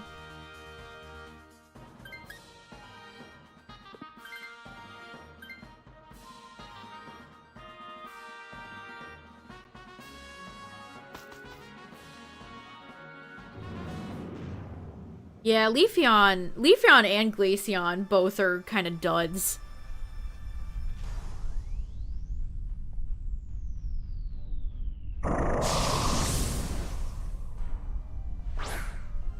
Which is unfortunate, because a lot of Evolutions have great shinies, like Sylveon. Eevee's isn't that bad. Jolteon's is weird alien.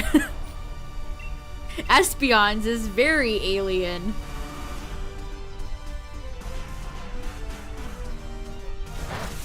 Yeah, the Golden Go shiny is certainly an interesting one. Mousehold, Ceruledge, Armarouge. Take your pick. The worst shiny is Elekid. Let me just remind people of this. The worst shiny is Elekid. I will forever... Unless they somehow conjure an even worse shiny. Although Paldean Tauros is pretty close. I really hate that one. For a myriad of reasons. James Turner, Rare L. But Elekid's is awful. I love shiny Espeon. I'll always defend my weird green shinies. Yeah, Zapdos. All the original legendary birds. I guess Moltres, if you like that like pink chicken look. Yeah, Articuno's is super subtle too.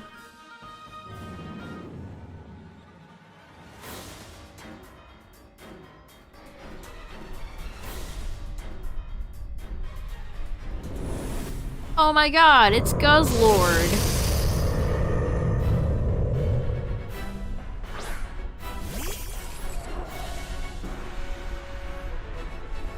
Did they put what are the spicy green shinies in Gen 9? I can't even think of any.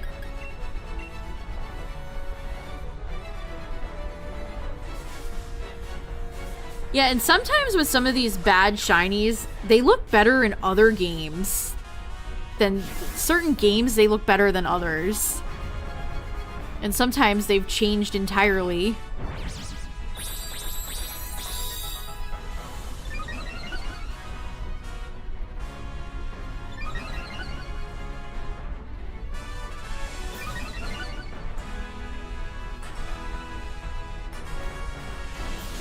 I think Solosis' shiny took a downgrade. Shiny Solosis used to look blue, and now in Scarlet and Violet, it's like, huh? All you have to, you look for the pink, but that's it. It really is not very blue anymore.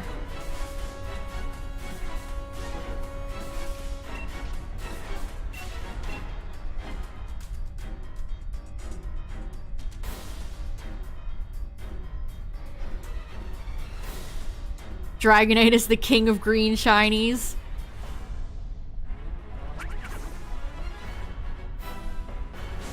Let me rattle off some green shinies. Mewtwo. I don't feel like I've seen a lot of people hate on shiny Mewtwo. Like, I'm sure a lot of people would prefer if it was blue like Mew, but...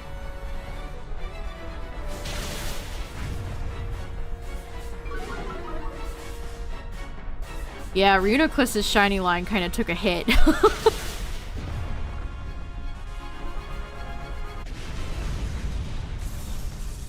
I don't know, when I think of, like, also GG. Green shinies, I think of, like, Ursaring, Mewtwo, Mr. Mime, like, the greenest green.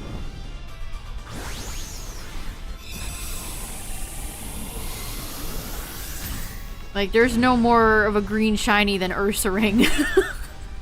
Yeah, Primeape counts too, absolutely.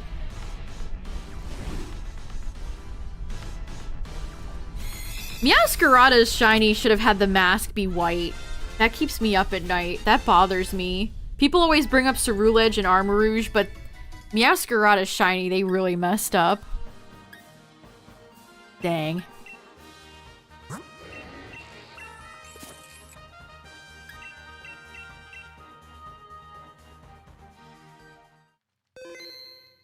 I don't know why they went with weird pastel colors for all of the Gen 9 starters. Like, I don't think it really fits. Like, Quaxly's shiny is pretty awful.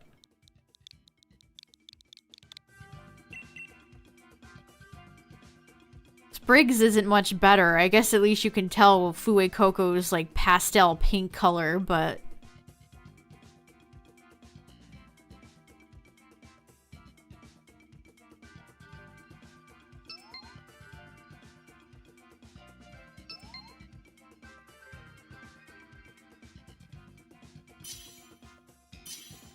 Physical or special attacker Flygon. I respect running Flygon. I don't know. I haven't looked at... I don't think I've ever run Flygon competitively. Look up Smogon and see what sets they have for Flygon.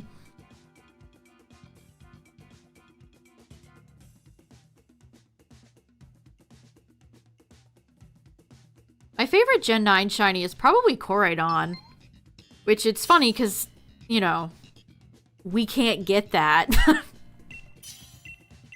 What's up, Elrosi? We can't get Koraidon or Miraidon shiny. Oh boy, what a selection. I like Bundle shiny. I like Screamtail shiny a lot. Tusk is weird, but I like it. The new Paradoxes have fun shinies.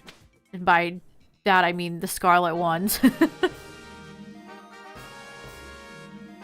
Electric, so this could be Coco or Xurkitree. I hope it's Coco. I'd like to get some shots in at Tapu Koko. You know I love that Tapu Koko. Yeah, Roaring Moon shiny is great. Roaring Moon is just such a cool-ass Pokemon.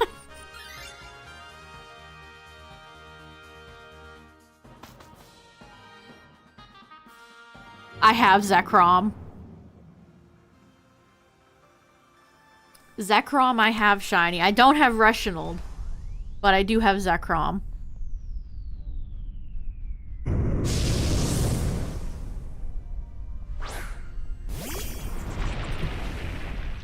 Garchomp was truly Landorus before Landorus. Not to be mean to Flygon, but Garchomp and Landorus are both power-crept versions of it.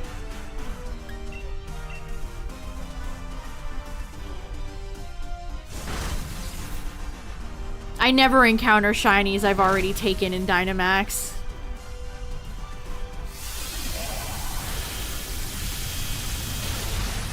Yeah, Slitherwings is good too. Slitherwing is just a delightful Pokemon. Here's the list of all the boys. All the legendaries, plus Ultra Beasts that I still need. What's up, Miranda? What about Gliscor? Gliscor's shiny is great. So is Gligar's.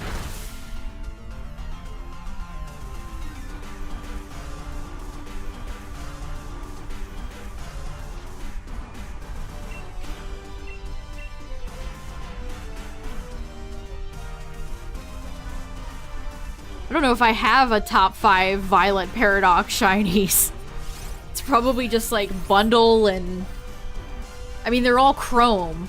Bundle, Miraidon, and Valiant. There you go. I could do top 3. I could do top 3. Yeah, it really is a shame that you have to pay for online now when you didn't used to have to with Nintendo.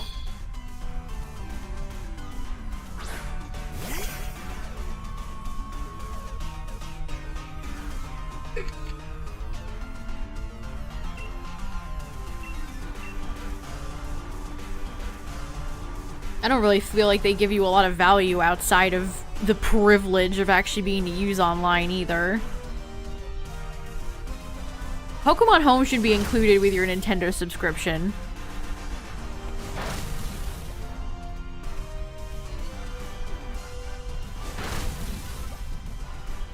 I don't really like Iron Thorns, period.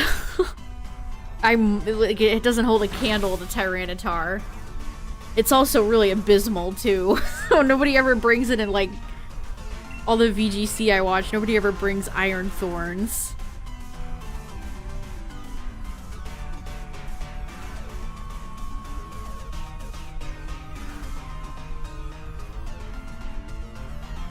I mean, Pokemon has a lot of... I mean, if you play Unite, Masters, Pogo...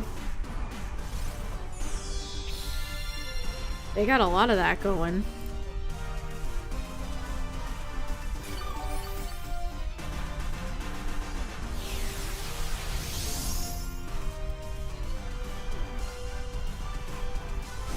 Pogo is Pokemon Go.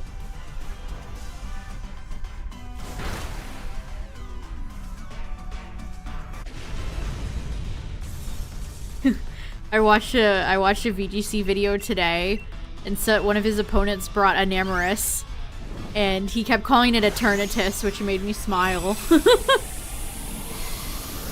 It's like, I'm glad I'm not the only person that does that. They're really mean for having 2 Pokemon in back-to-back gens that have eerily similar names. It's like Cubchoo or Cubfu or Volcarona and Volcanion.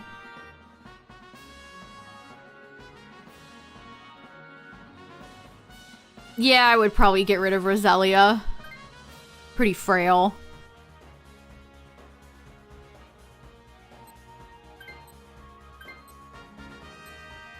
I mean, Metang is fine. Again, it's either Xurkitree or Tapu Koko. Oh boy, Quagsire is a trap. We don't have any way to fight Quagsire. Quagsire and Slowbro are almost always bad ideas.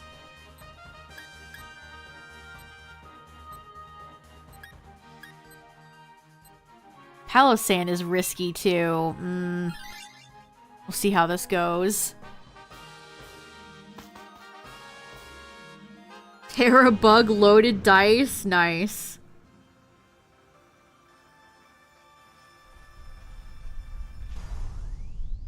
Yeah, Butterfree is also a bad one. That thing's Dynamax signature move is very annoying. You're so right. Yeah, like Cubchoo and Cubfu feels rude. It feels rude.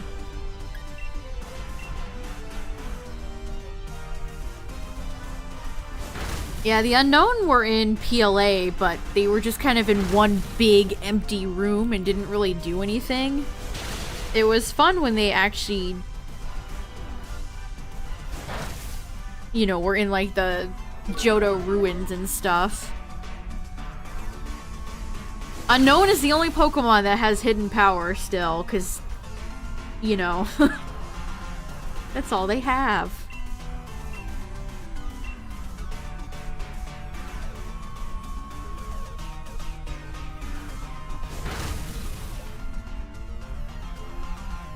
I think the first VGC for regulation, what is it? E? F? G? H? I? J? K? L? M? N? O? P? I think they're having a VGC event this weekend. I'll have to watch and see what people use. I've seen a lot of like Walking Wake and Bolt, a few Iron Crowns.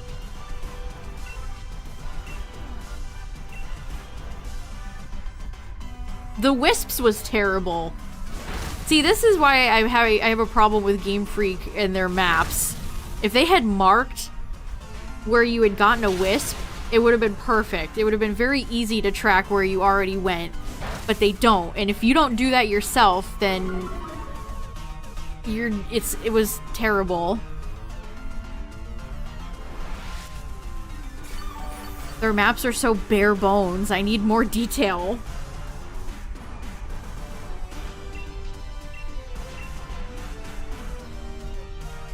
Like, just put more details on the map. Let us have more marks and stuff, or mark it yourself.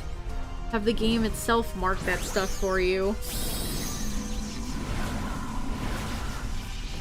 Gastrodon!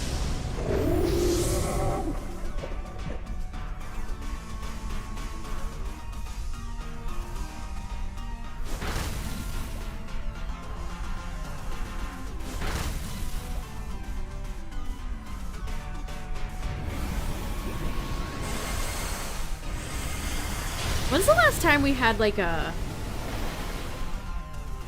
I really liked the Unknown puzzles in Johto. Those sliding puzzles were fun. I really miss puzzles in Pokemon. I mean, they don't even have... There wasn't even like platforming or any like obstacles in Scarlet and Violet.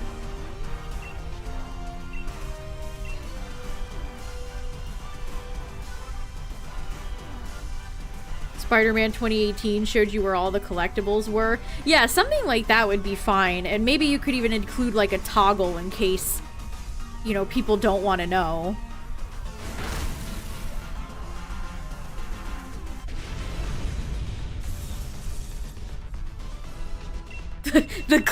You're right. The glitches and the bugs were the ultimate obstacles in Scarlet and Violet. You're right. Get through the game without crashing challenge. Impossible.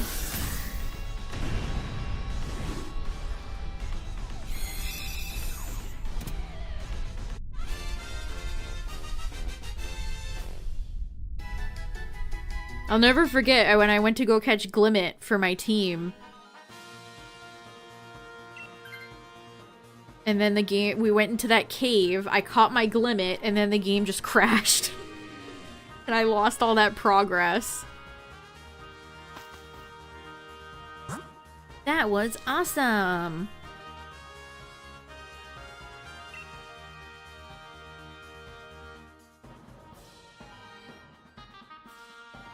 If you solved all the puzzles, you would get Mew.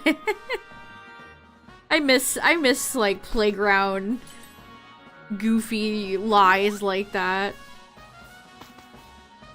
Yeah, all the glimmets were behind the walls. I love when Pokemon just spawn inside rocks.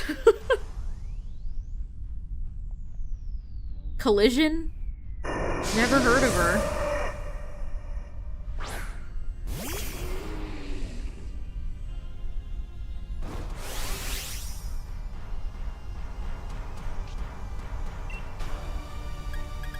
Palossand is a cool cry. What a fun Pokemon.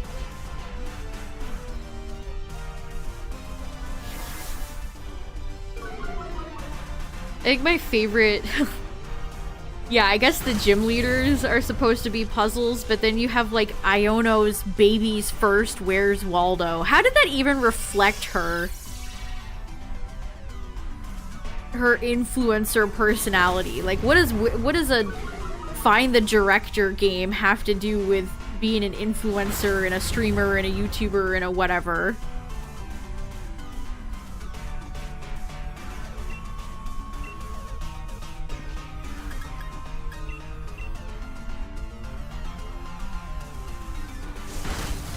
Yeah, Tulip's minigame was also really weird.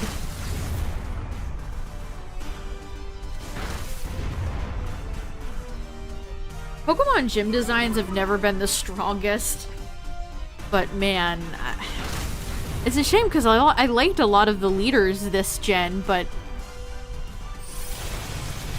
they have those boring office building gym designs, which was the first sign that I hate those designs so bad. Even we went and checked this, even where Grusha is up in the cold mountain, they still have that stock design with the green plants, even though it was snowing. And there should not be green plants growing on the top of a mountain.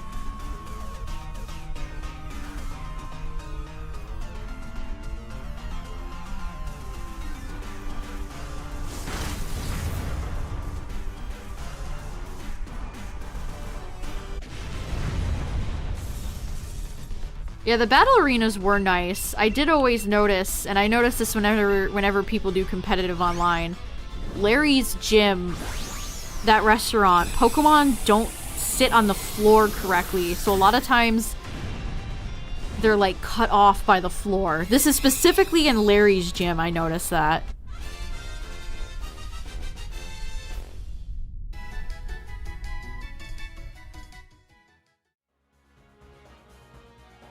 Katie's Goofy Bean game was one of the only ones that I felt like was kind of charming.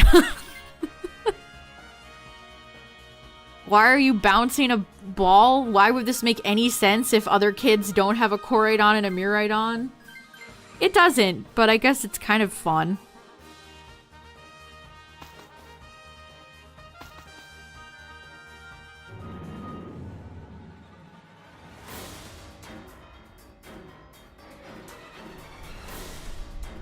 Alright, Coco or Zerk? It is Zerkatry. I don't think we have anybody that has sleep moves, but my favorite detail about Zerkatry is when you put it to sleep, its tree topper goes dark.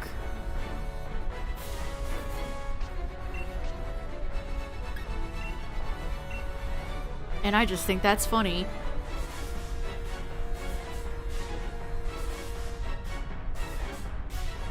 Crispin's Gather the Ingredients trial. Yeah, what was everyone's favorite Elite Four trial in the DLC? Drayton's was annoying.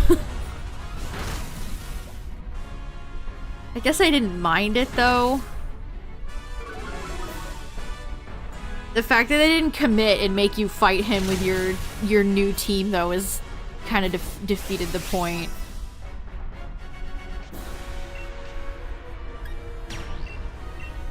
I don't know, I guess I didn't mind Lacey's. They all sucked. None. Valid.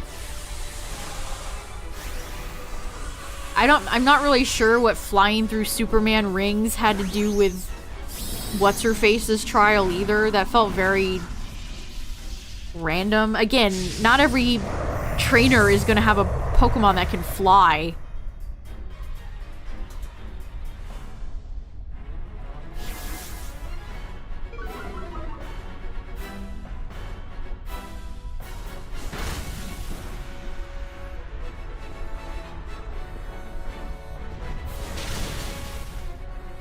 No, Gastrodon.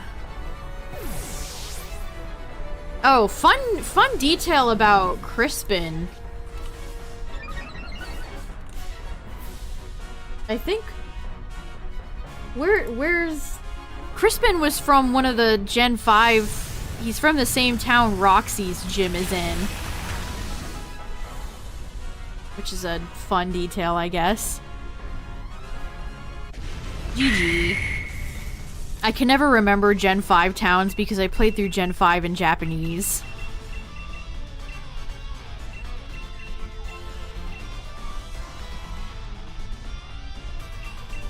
That's nothing appropriate for Xurkitree. Verbank, yeah, Verbank.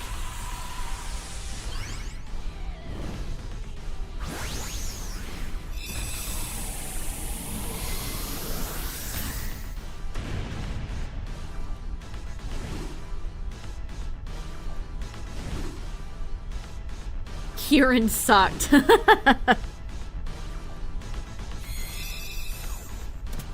I did think Drayton was more difficult than Kieran was.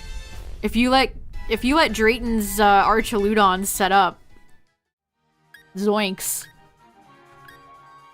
Oh, Xurkitree, why?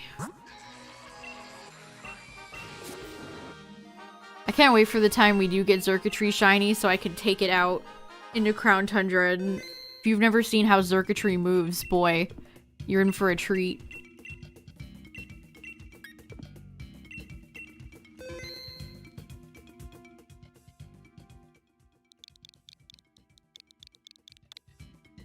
I think it's really funny that everybody before all the PokeTubers and influencers they brought in who were like, wow, the DLC is so hard. Was it? Was it? Was it really? Swept Kieran with Minior? That rules.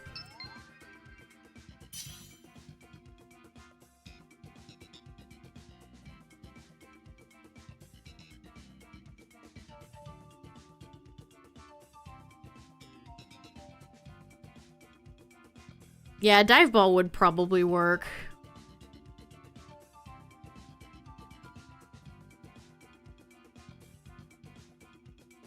What people consider hard in Pokemon is always kind of funny to me.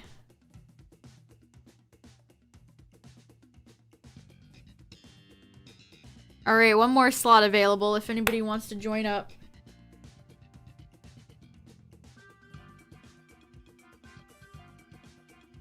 Little 8-year-old Timmy might have struggled with the DLC.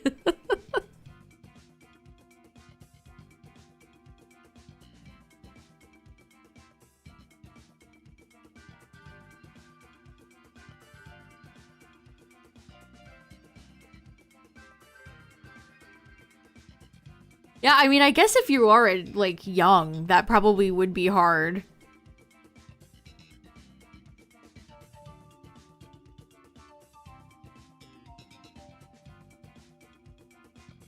And, you know, sometimes Pokemon games can just...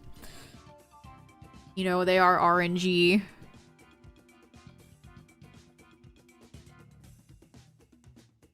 Yeah, we're doing randoms. It doesn't do repeats.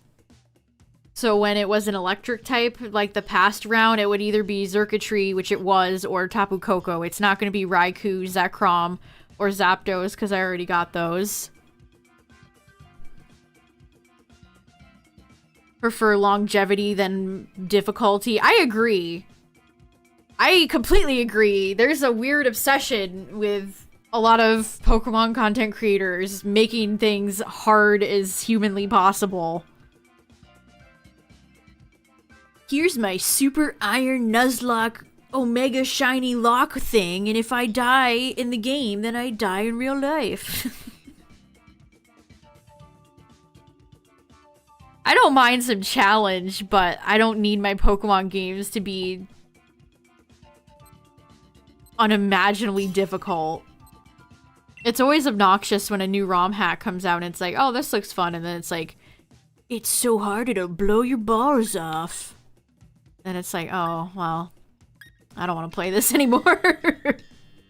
I don't want to play this anymore. I don't need to play a Souls Pokemon game. I'm good.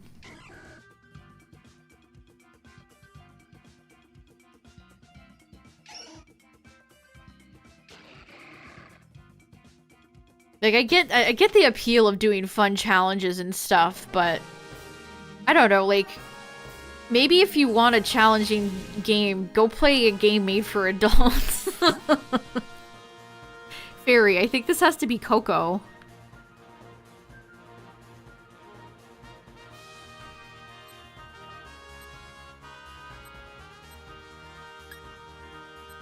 I don't know, there's definitely an argument to Pokemon games being so piss easy, but Omega Soul Ironmon Nuzlockes just have never been super appealing. To each their own, of course. I don't know, it's like that genre of YouTube videos where it's like, can you beat Pokemon Black with only a Magikarp? Who cares? Who cares? Why does this matter? I don't care.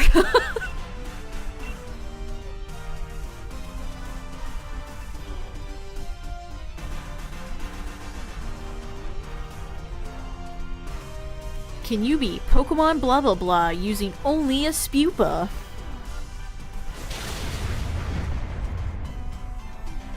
Like, what is even the point of those challenges? Like, nobody, unless they're making content for clickbait, is gonna be like, you know what I should do with my spare time? I should go and play through Pokemon Yellow with only a Metapod.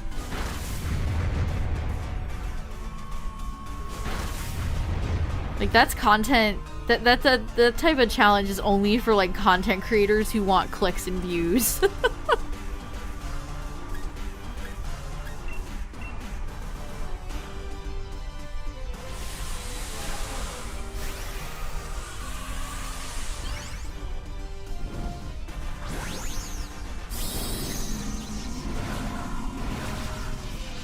There's a lot of shiny hunting like that, too. A lot of people do shiny hunts strictly for that as well. Well, someone crushes your ball.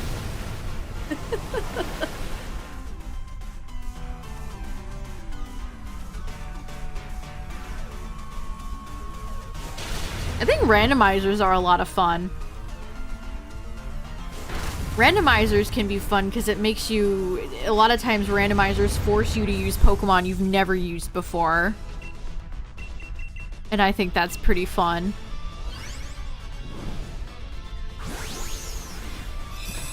Like for Moon when I used Volcanion. Like whenever am I going to use Volcanion in anything other than a randomizer? Like Volcanion was fun! I liked using Volcanion. Like, certain Pokemon, like those mythicals, you're never gonna get early game, naturally, so why the hell not?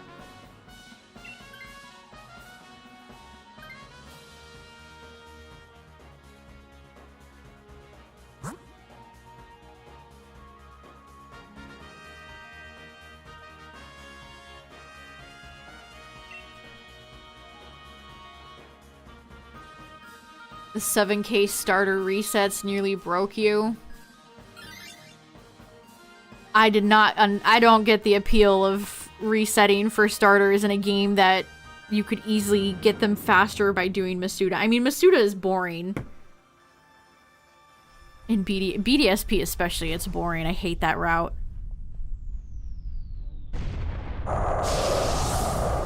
People were obsessed with doing that, too. I had so many people in my chat that would come by and be like, well, I'm on 8,000 for Turtwig. It's like, I'll have fun. You have fun with that, okay? And now you can get the starters in Scarlet and Violet with barely even having to move your controller.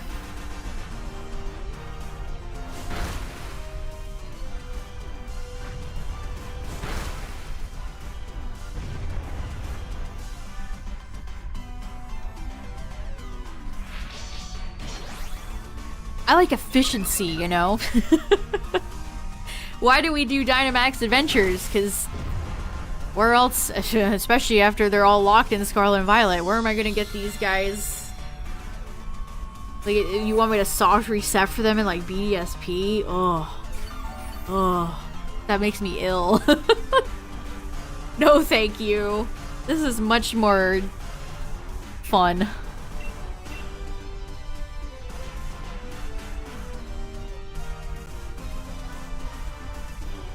And it's fun to, like, you know, it's a team effort.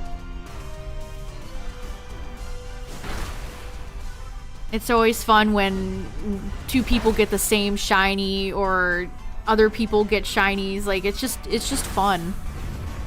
Again, this is the best multiplayer thing that Pokemon has ever done.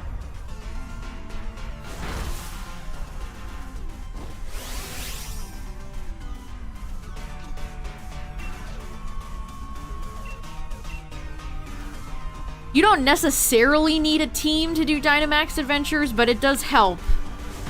Especially for rancid ones like Zygarde. A lot of them are doable solo though, so don't think you always need a team for all the Dynamax legendaries. A lot of them are soloable.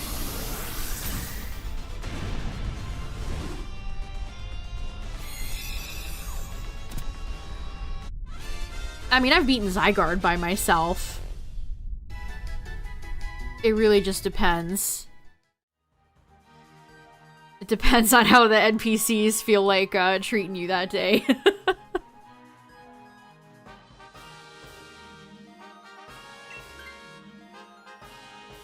Which legends are easily soloable? Okay, so if you want to go in yourself, Uxie, Azelf, or Mesprit. Most of the Ultra Beasts. So, Blacephalon is really easy. The only Ultra Beast that might give you some trouble is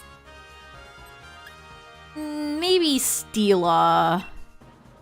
Maybe Celesteela. Yeah, Rayquaza is soloable. Let's see, who else? The Legendary Beasts I feel like you can handle by yourself. So Entei, Suicune, Raikou. Heatran, you can handle yourself. The genies, except Landorus can be tricky. Any of the Pokemon that have big spread moves like Kyogre, Groudon, Zygarde, Landorus, those are hard.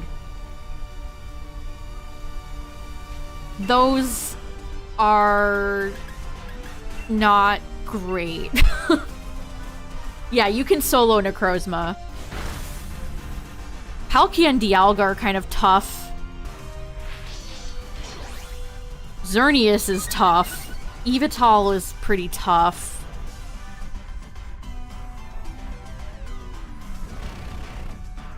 Who else is in here? I'm trying to think of like who else is in here. Lugia and Ho-Oh are easy. Lugia is a bit tanky, but you can easily solo both Lugia and Ho-Oh.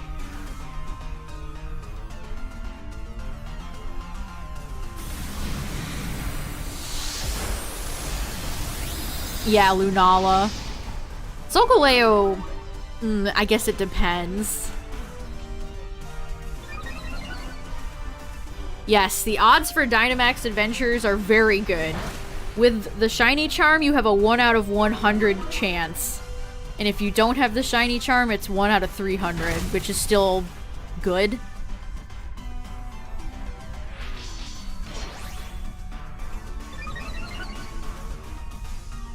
See, that's the thing.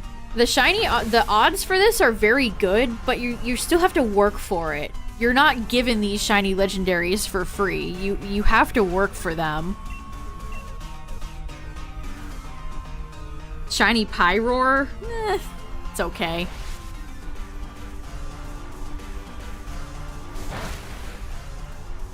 I like both Pyroar forms, though. Still wish it was a Manticore. I have Zekrom. I have Zekrom, but I don't have Reshiram and I don't have Kyurem.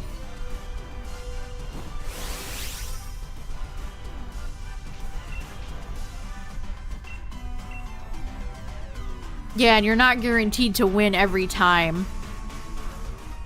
That's why I like Dynamax Adventures so much. As somebody, you know, I like the hunt in shiny hunting. I feel like this is the perfect balance.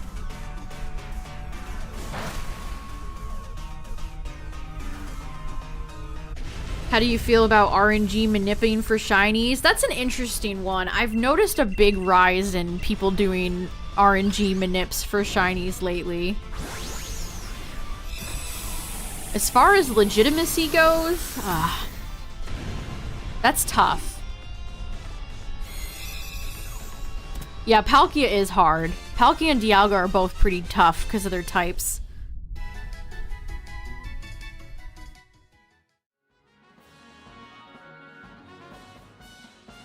I don't know, that's definitely a tough one.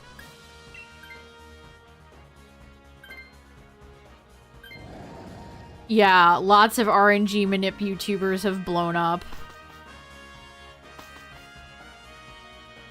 I also think a lot of them are like making their own rules, like the shiny Mew from like Gen 1. I don't think that's legit, personally.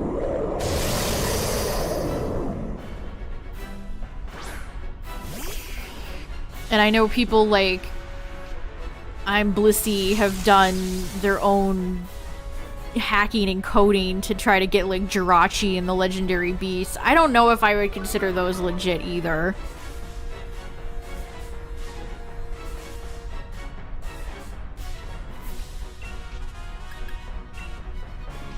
But Austin St. John told me it's legit, so it is.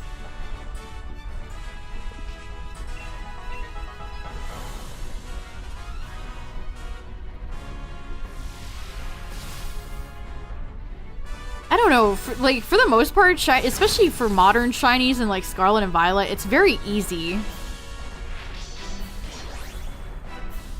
I don't know why you would want to manip any shinies from Scarlet and Violet.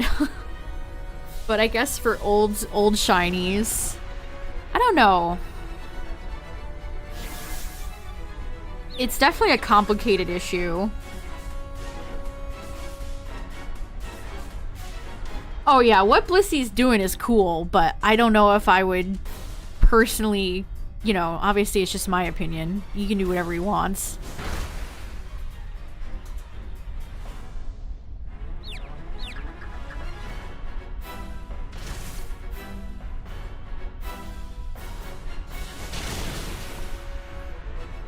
I don't know, at the end of the day, it's just a bunch of pixels. It's really not that serious.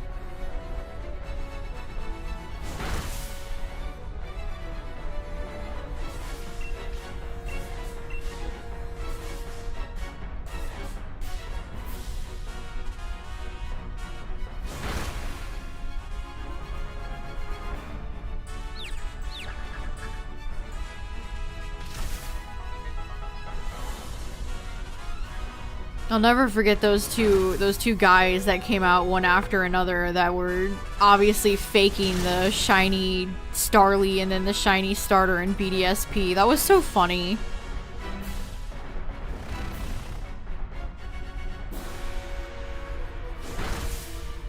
GG.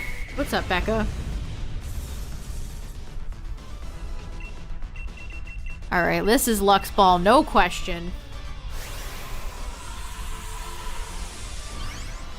Yeah, a lot of hosted shiny raids are exploited too. So do you consider those legitimate? There's so many like weird layers to shiny hunting that you wouldn't think exist. Do you count Pogo shinies? Do you count blah blah blah? Did someone fake Manaphy? That would not surprise me.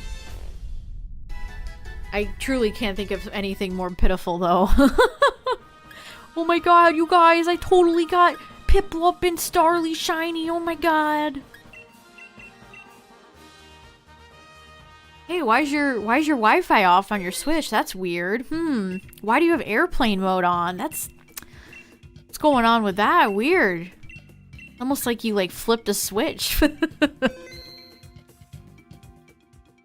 I think if you're faking shinies for clout, you need to re-examine your life.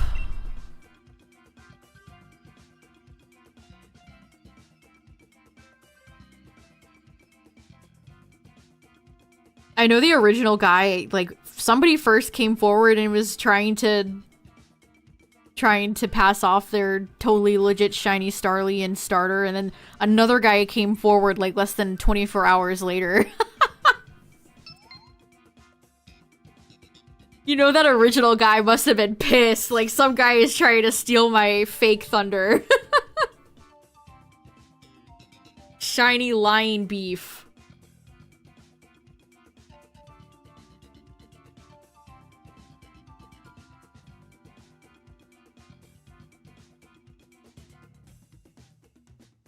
Did you evolve your shiny Gloom?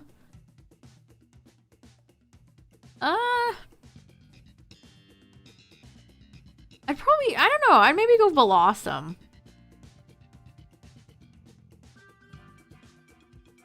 Haven't used Sparkle Sandwiches because it's just way too easy. Yeah, I mean, I've used sandwiches on occasion, but I mostly just, getting shinies from Outbreaks just really doesn't require it. All it takes is like an hour or two and you're gonna get your shiny.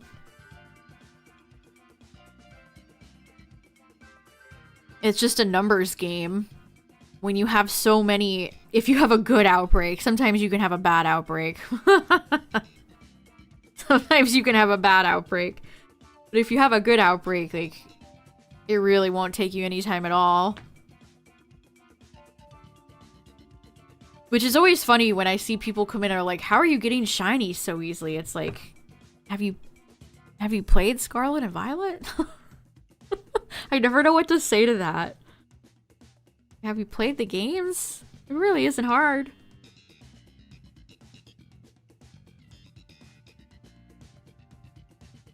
My favorite Pokemon Coliseum fun fact is that the legendary beasts are apparently bugged. And so most of the time they're gonna have 0 IVs. Oh, I love old Pokemon lore.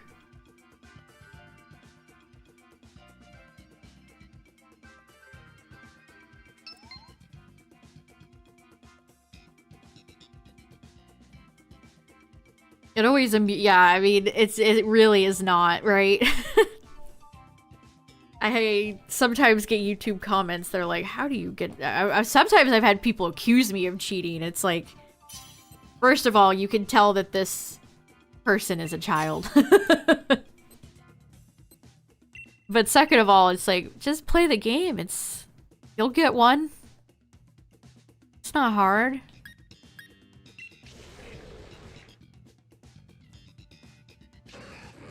Yeah, shiny hunting in PLA is...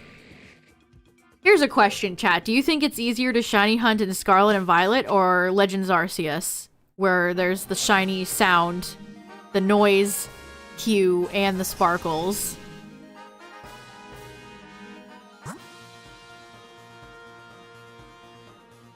Another steel type.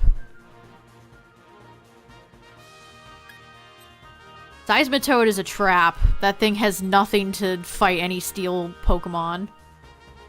Scarlet Violet, Scarlet Violet, Scarlet Violet.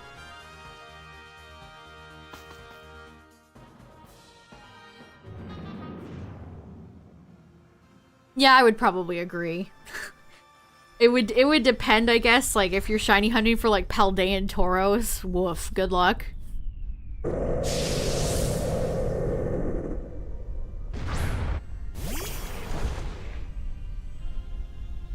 You want the Let's Go Pikachu Eevee Sparkle effect to come back? I have the massively unpopular opinion that I kind of like that they're gone in Scarlet and Violet. It's already so easy to shiny hunt, you really just have to pay attention. It rewards you, the game rewards you for paying attention.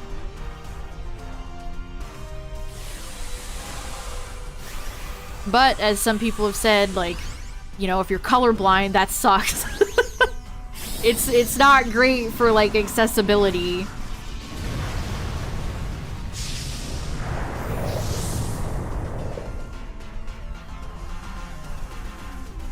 I have every Deerling. I think I'm missing a few Sawsbuck.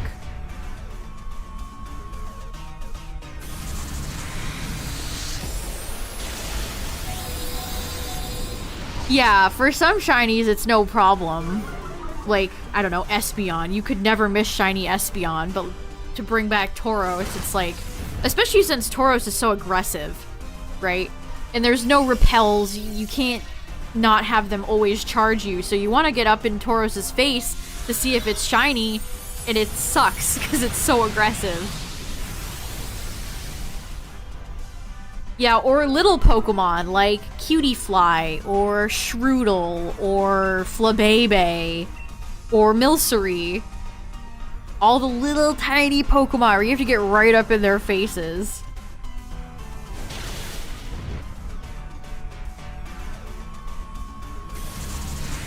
Yeah, like Solosis is just not blue anymore, so the shiny you have to look for that little pink thing on its on its floating head. Yeah, Tadbulb. I still don't have Tadbulb because that one sucks so much. Like, Bellibolt you can't miss, but Tadbulb? Oh no. Gray Eyes Milcery. I summon Gray Eyes Milcery in attack position.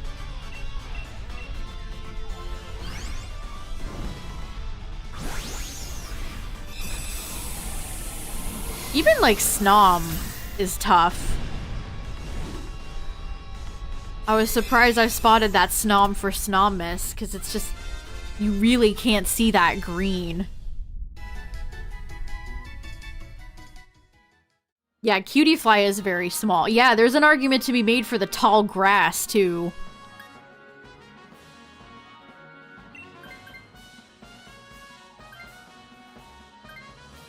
Or a Pokemon like Capsakid. Capsakid is so little.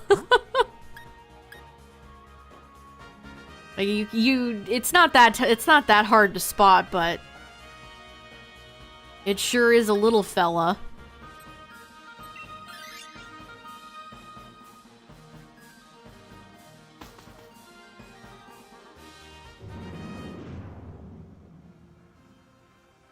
Suffer through Masuda. Oh man, if Masuda wasn't so bad in Scarlet and Violet. I don't know, I'm also in no hurry, like, all the starters became so easily shiny huntable in Scarlet and Violet.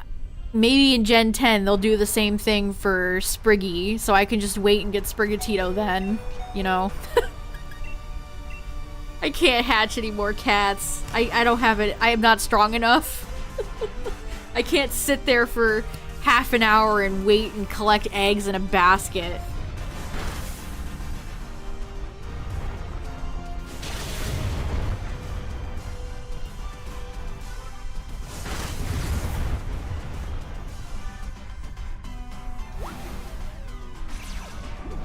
Yeah, Friggybacks can be kind of tough.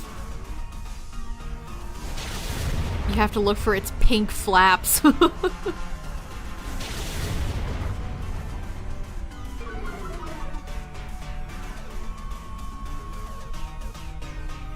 Masuda is just so mind-numbingly boring in Scarlet and Violet. Like, that's mostly what I did. For people who are new to the channel, when I first really started getting into shiny hunting, I mostly did Masuda in Sword and Shield. Because Sword and Shield, you just, you know, talk to the lady, collect egg, go up and down, egg hatch. That's all you gotta do. You don't have to you don't have to mess with sandwiches, you don't have to idly sit there for half an hour and collect eggs. It's just talk to lady, boom, done.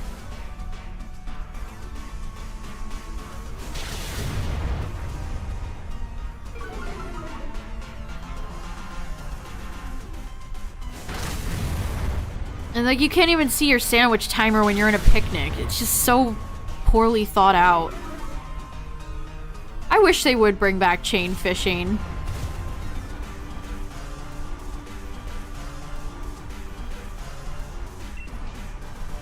Chain fishing was the first time I ever really got into shiny hunting. It would be nice if there was more ways to shiny hunt. Because people prefer different things.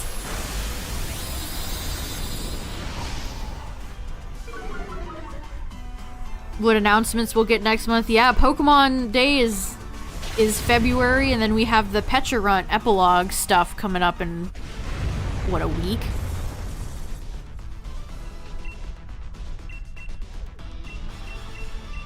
If I had spare... No, I guess Lux Ball works the best for Garfield.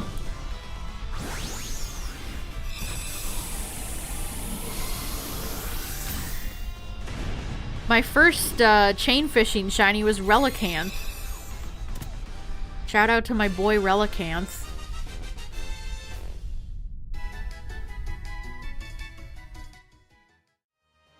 I got a few shinies from chain fishing in Gen 6, and then I remember trying Masuda in Sun, and I got a Pichu.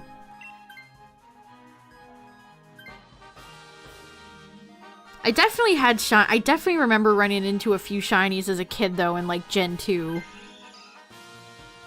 Well, my first shiny was Red Gyarados. I mean, technically, I guess it was.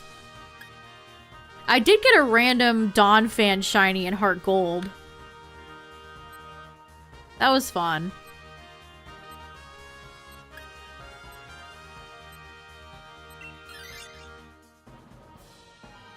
Pokemon Day is in 53 days? Boy.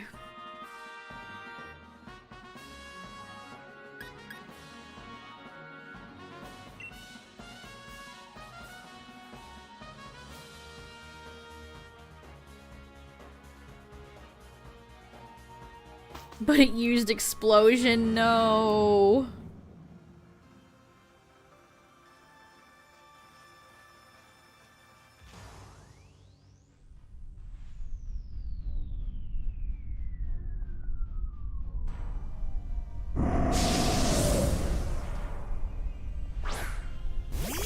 Yeah, Zoomers love to hate on Gen 2, and I'll never hear a word of it. Imagine saying Gen 2 is the worst when 6, 8, 4 exist. LOL.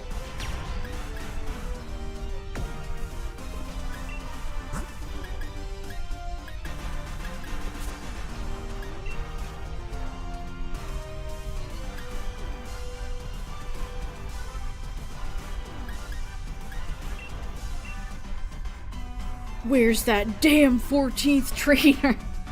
I don't know if you were going for Shadow the Hedgehog there, but that's what I read that. That's what I read that as. I read that in Shadow's voice. Where's that damn 4th Chaos Emerald? Having Shadow say swears was such a fun choice. Thank you, Sega. Are the Sonic movies too PG for Sonic to be like, damn, in Sonic 3?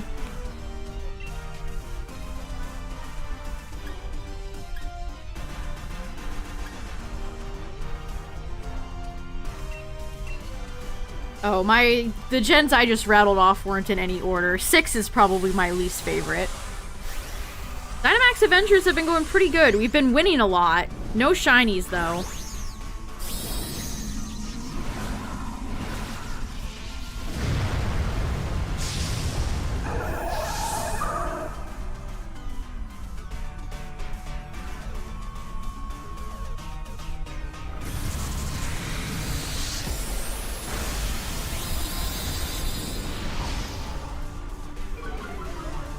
Man, you can't talk about pacing issues with Gen 2 and then ignore 6, please. At least Gen 2 doesn't have you stopping every 5 minutes to talk to an annoying character. Or pacing issues. I don't mind Gen 7, but good lord is the start of that game slow.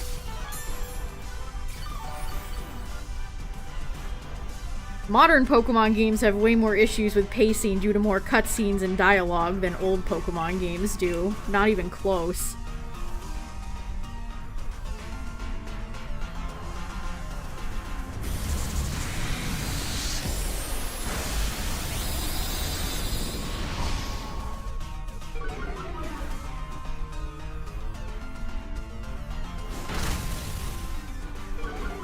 is Wishcash gonna get a form? There's another Gen 3 Pokemon that doesn't get any respect.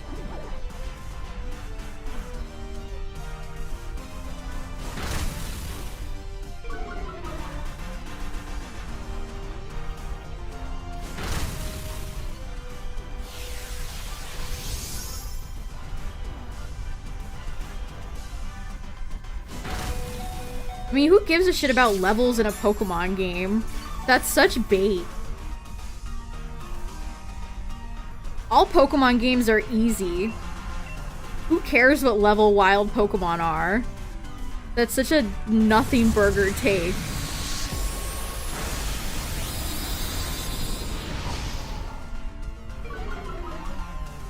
Who even remembers the levels of most Pokemon, wild Pokemon in games? It never matters.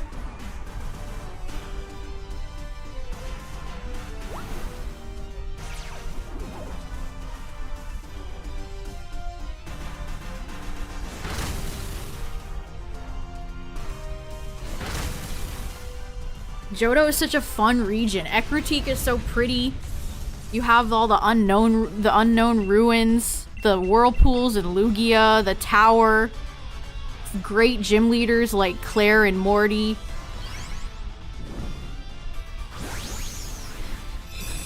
Great Pokedex, Tyranitar, Umbreon, Scizor, Lugia, Ho-Oh, Celebi, Sunflora. Best starter for Alligator.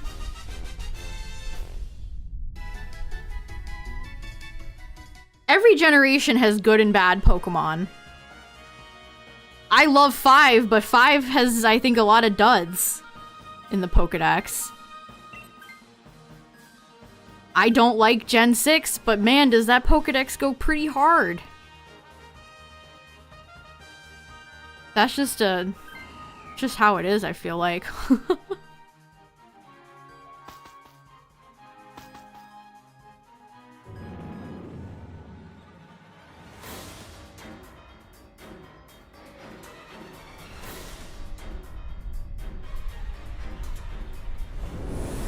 Oh my god.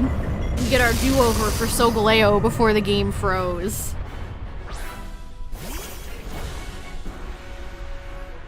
I don't know, it's just like people being like, oh, Voltorb. You can definitely tell when people didn't grow up with a certain generation of Pokemon when they dump on it. Gen 2 has amazing Pokemon. Does Gen 4 have Shuckle? No.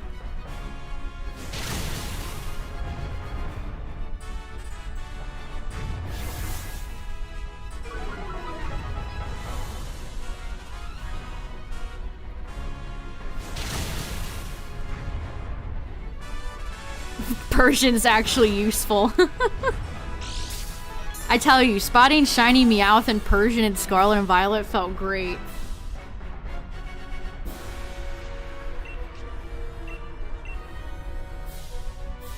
See, that's where shiny hunting in Scarlet and Violet can feel really good, when you spot bad ones.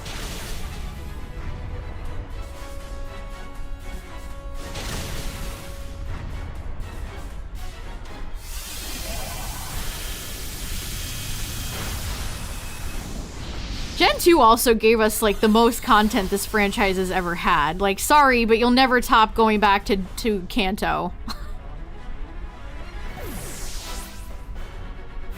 People really out here arguing, like, sorry, but you think Gen 6 has good post-game content? You're full of shit. Gen 6 has fuck all.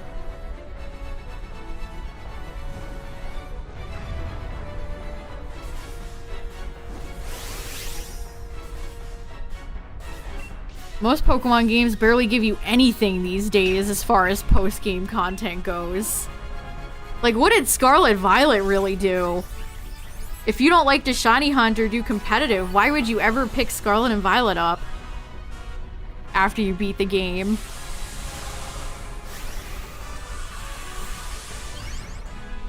Iwata himself had to fit all of that into Gen 2. People have no appreciation for the classics.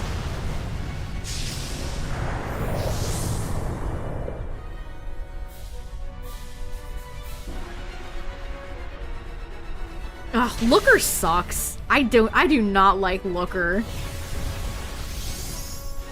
The fact that that character hasn't come back makes me happy. Although knowing we're gonna get like the great-great-great-grandfather of Looker and PLA Unova.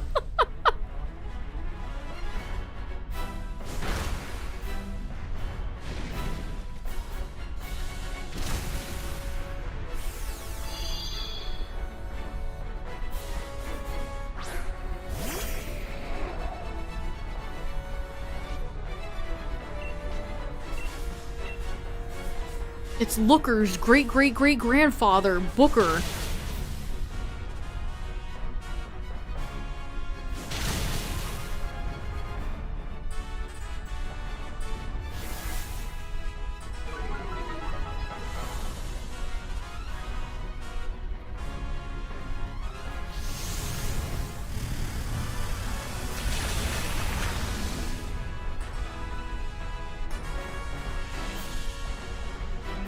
Why do people do this? Just ask. Am I supposed to call on you like I'm a teacher? Do people realize how ominous that is?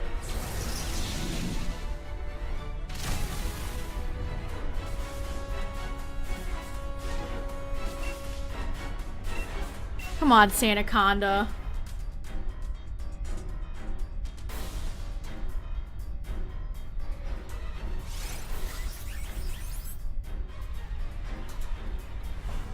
Is that gonna help us?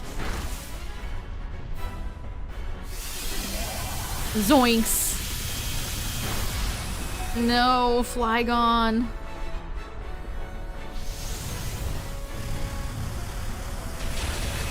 Santaconda does not do a lot of damage.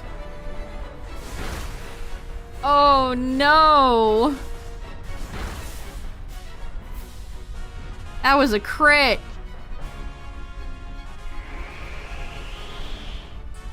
Oh boy, sand in this game always makes the stream turn kind of bad quality. It's like static.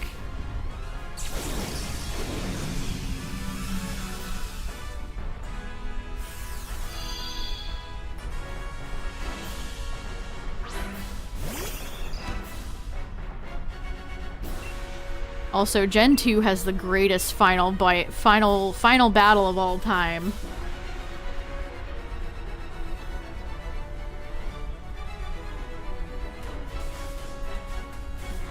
I don't know, I guess kids who didn't grow up with Gen 1 into 2 just don't get it. There was nothing cooler than going back to Johto seeing the aged up gym leaders, or to Kanto seeing the aged up gym leaders and fighting Red. Peak. There is no cooler final battle in this series than that. GG, we actually clutched it out there. Alex the Lion has been defeated.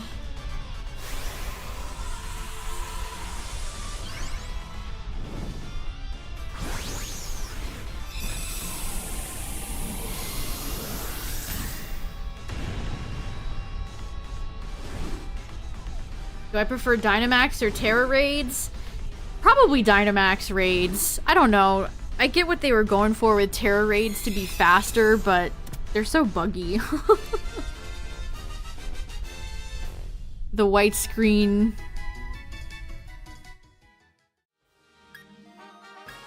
It can be kind of disorienting sometimes.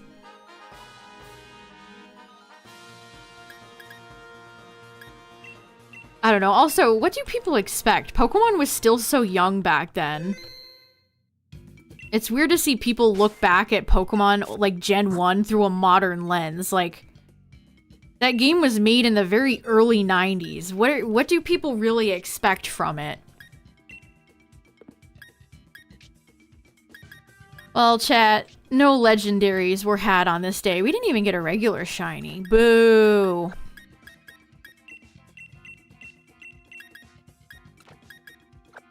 The last shiny we got was Poltegeist.